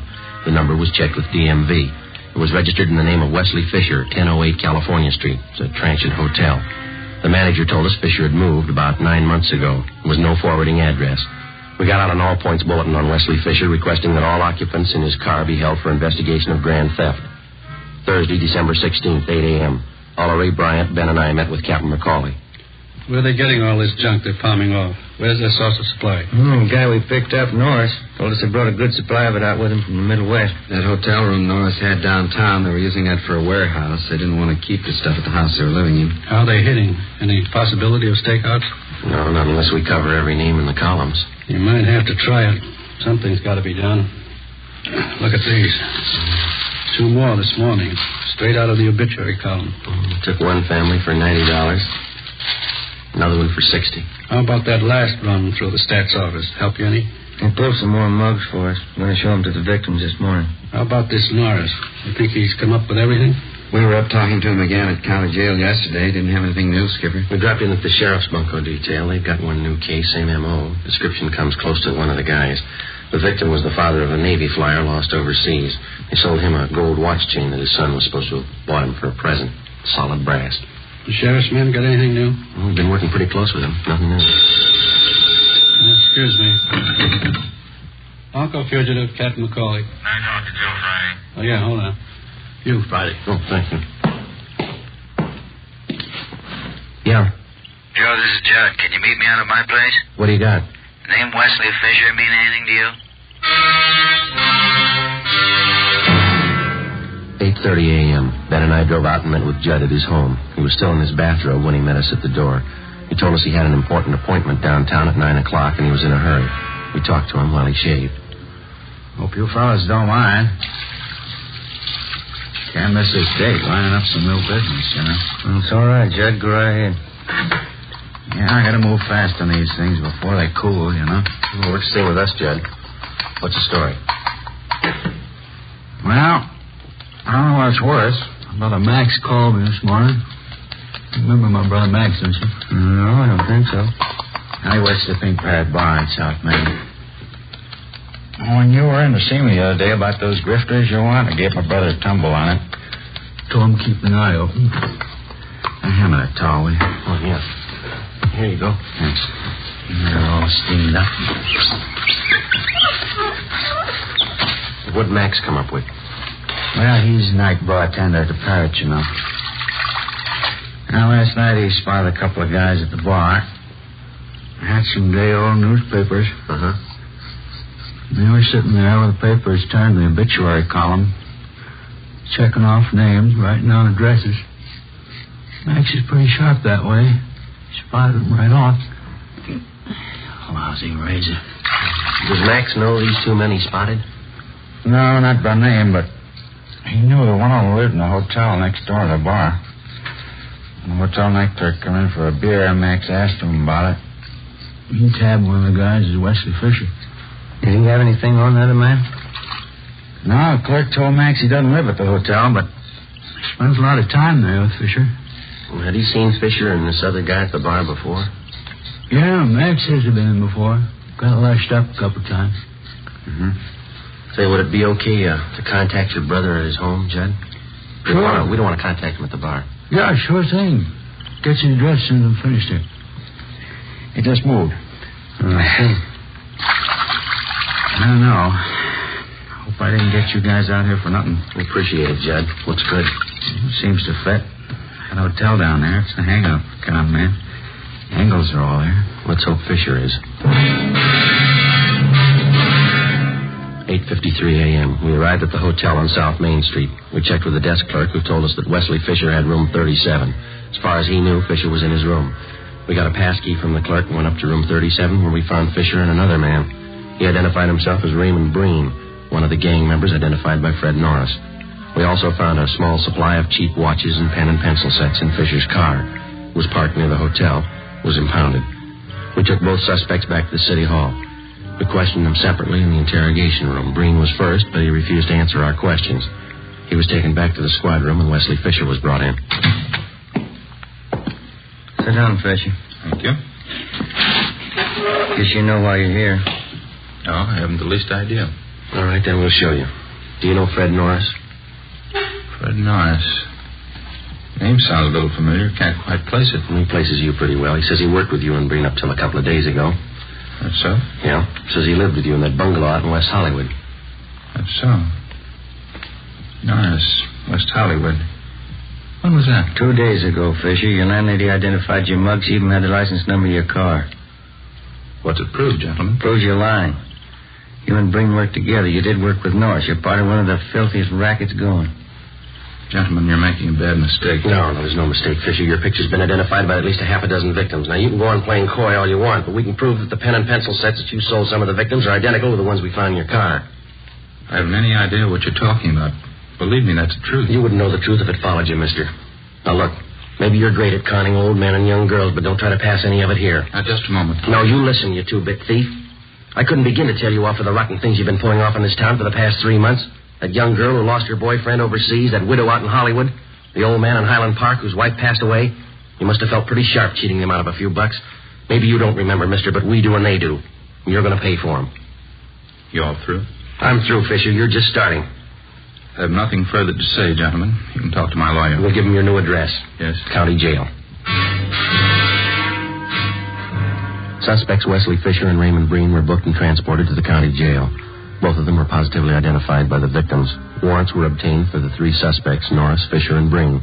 They were arraigned and held to answer at a preliminary hearing on several counts of grand theft.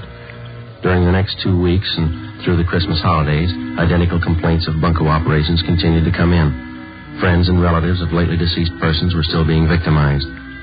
The gang's operations continued as usual. There was only one change. The crime report showed that a woman was now operating in the obituary racket along with the male suspects. Christmas came and went. On New Year's Eve, Ben and I were assigned to standby duty. A few minutes before 8 p.m., we got a call from the county jail that Wesley Fisher wanted to see us. Went to the 10th floor of the jail, the interview room. I'm not going to take all the heat. They're in just as deep as I am. If they can't do right by me, I'll square it up myself. I'll tell you everything I know. Go ahead, Fisher. What is it? Her name's Betty McGraw. She's the one you've been looking for. The whole idea was hers. She planned it out. She got everybody together. It was her show. Where can we find her? 213 Foster, apartment 8. Wesley Fisher gave a complete statement of all his crimes and also implicated the other members. He told us Betty McGraw was his girlfriend.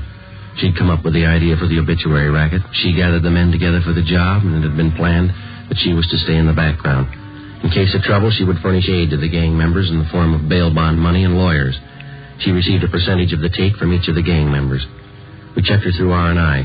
She had a criminal history dating back 11 years. We obtained her mugshot.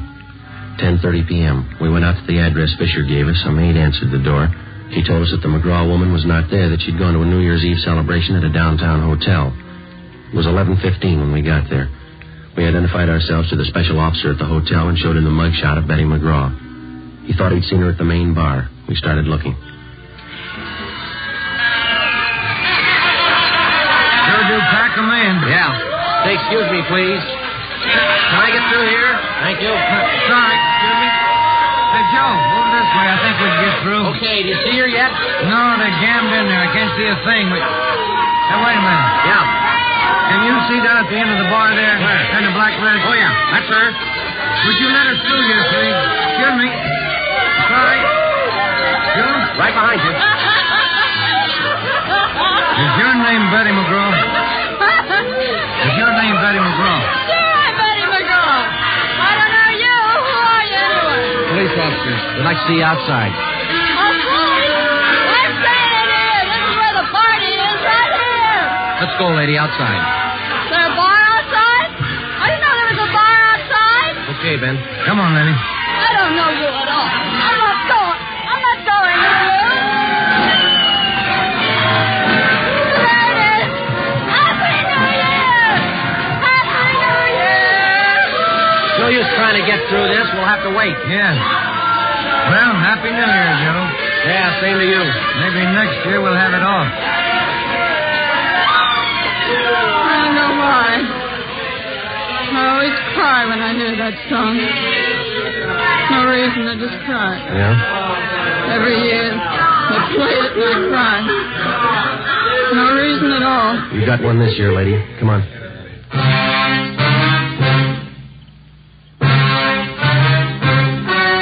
The story you've just heard was true. Only the names were changed to protect the innocent. On March 28th, trial was held in Superior Court, Department 93, City and County of Los Angeles, State of California. In a moment, the results of that trial. Now, here is our star, Jack Webb. Thank you. In the past few weeks, I've asked you to send me the names of cigarette dealers who are out of Fatimas. You see, the demand for Fatimas is so great that I want to make sure that all of you can buy them. So keep your letters coming. If you find a dealer fresh out of Fatimas, let me know and we'll have something done about it. Write your dealer's name and address on a card and mail it to me, Jack Webb, Post Office Box 951, Hollywood 28. That's Jack Webb, Post Office Box 951, Hollywood 28. Now for you, Mr. Dealer. The coming holiday season will find new thousands insisting on Fatima quality. So step up your order for Fatimas tomorrow. Get in on the increasing demand for the quality long cigarettes.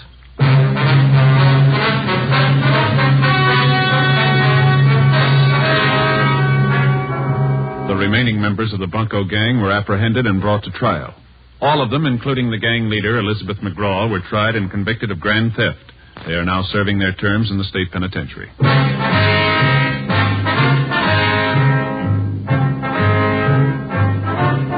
You have just heard Dragnet, a series of authentic cases from official files. Technical advice comes from the Office of Chief of Police W.H. Parker, Los Angeles Police Department.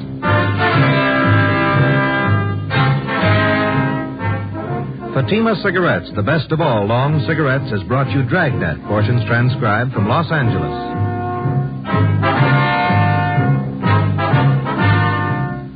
Coming up, We the People, then Screen Directors Playhouse on NBC.